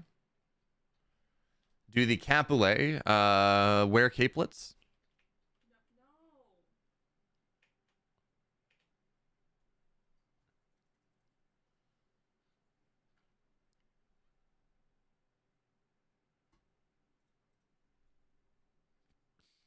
Anyways, game 3 is, Amphion making its way through the pool. Again, it's a mirror, so it shouldn't be too surprising. But Amphion making its way through the pool is always going to be a good deal of fun. Wait a minute. Did I not put that on my calendar? I think I may have to be done before the finals because I think I have a meeting in 40 minutes.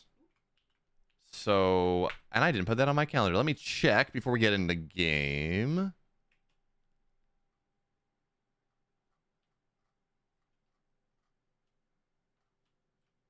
Yep, I have a meeting in 40 minutes. So we're going to finish this series up, and then I'm going to go raid up Wardy probably.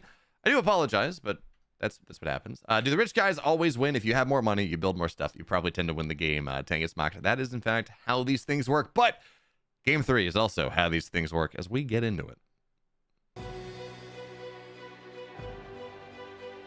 In the upper left, in the blue in this game number 3, winning and losing by the guy with capes. The Invisible Men, the Marvel superheroes, as Tangus Mac has called them. It's Max Packs.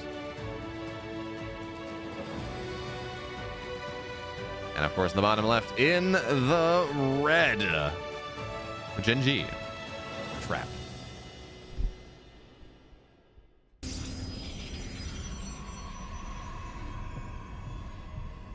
By the way, Mr. Anthar saying modern supers do not have capes. Capes are more of a golden age of comics thing. I am not tuned in to the superhero discourse enough to properly judge that statement, but I choose to believe you because you're using terms like a golden age of comics, and that tells me that you know something about something.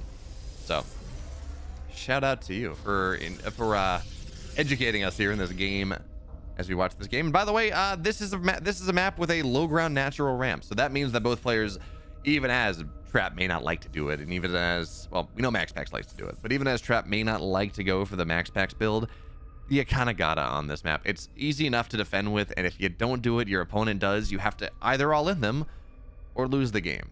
You get too far behind otherwise. So both players are going for that in this game. We may still see some pressure. It's not uncommon to see Korean players in particular really like to go and fake the 1 gate expand. Say, yeah, I'm absolutely doing this, and then throw something down elsewhere. So that is not that uncommon. Really not all that uncommon.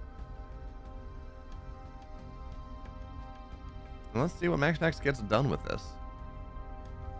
Well, both players really. So Zealot, of course, is something you do have to chrono out, not even chrono out, but you have to pump out in the early game. There are too many times that Max Pax has gone and put a probe across the map, drop shield batteries, and won the game in the 1 gate expand versus 1 gate expand thing because his opponent didn't build a Zealot, and that was a problem. So at this point, if you're going this build, you cannot skip the Zealot. It is just way too much of a problem. It's now, okay, look at this.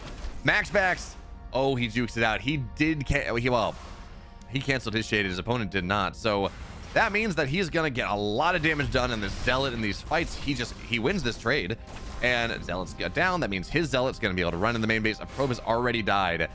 And this is just a dicey game already. Like this, both players have the same amount of units, and Max Pax has done things better. By the way, so this is going to be 4 dead probes. He canceled the shade. He's going to have to go again.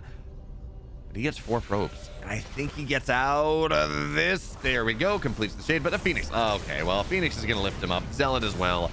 But Max Pax, that is substantive damage. That is 4 workers dead. That is heavy damage done on a pylon. That doesn't really matter, but that is 4 workers dead. And on the other side, well, it's Phoenix versus...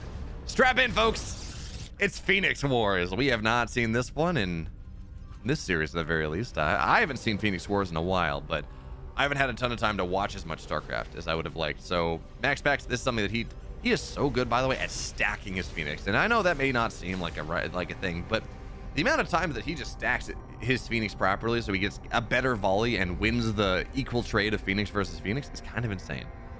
Now, of course, this is cross server. We're playing on US Central because US East does not exist anymore. But we're playing, of course, this... Oh, God, that's a problem. Trap was much better stacked there, but Max Pax split the damage a little bit more, so it's 2 for 2. I thought that was going to be really bad once Max Pax kind of ran through in an odd split, but how often do you see this happen? 2 for 2, no hull damage, I think, on either set. Yeah, No hull damage on either set of Phoenixes, so it just kind of ends up trading very equally. Max Pax, though, he's on double Stargates, so that is a problem. That trap needs to rectify. And that's because of the economic damage that Max Pax got earlier. He's now up 7 probes instead of the 4 that he got. This does snowball. And Max Pax... Oh, you cheeky devil. Look at what he's done here. He set a probe, and he's like, yeah, I'm going to steal your gas. Because if you're going Phoenix play, there is absolutely... You don't have anything that shoots up. So Max Pax has more Phoenix. He's double Stargate to single. He stole the gas. And he dumpsters this game. Max Pax wins the series 2-1. Shows that he's the master of the 1 gate expand Phoenix War stuff. He is untouchable in this matchup. And he moves on to the finals.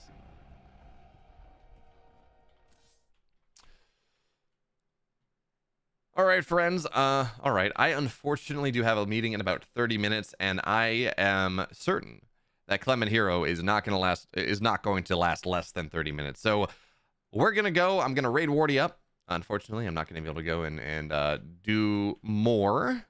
But I'll be back next week, Monday. EPT. If you're a Starcraft fan, I'll be back on WardiTV number 6, 7 a.m. Eastern, 6 a.m. Central, which is, what's that, 1 p.m. European time? All those wonderful things. If you want Stormgate stuff, right now, Stormgate Sundays is going to happen on Sunday. I'm probably going to be live tomorrow evening for going over the tank replays, something like that. We'll see. But for now, thank you so much for joining me this morning. We're going to raid Wardy up, and I will see y'all at some point in the future.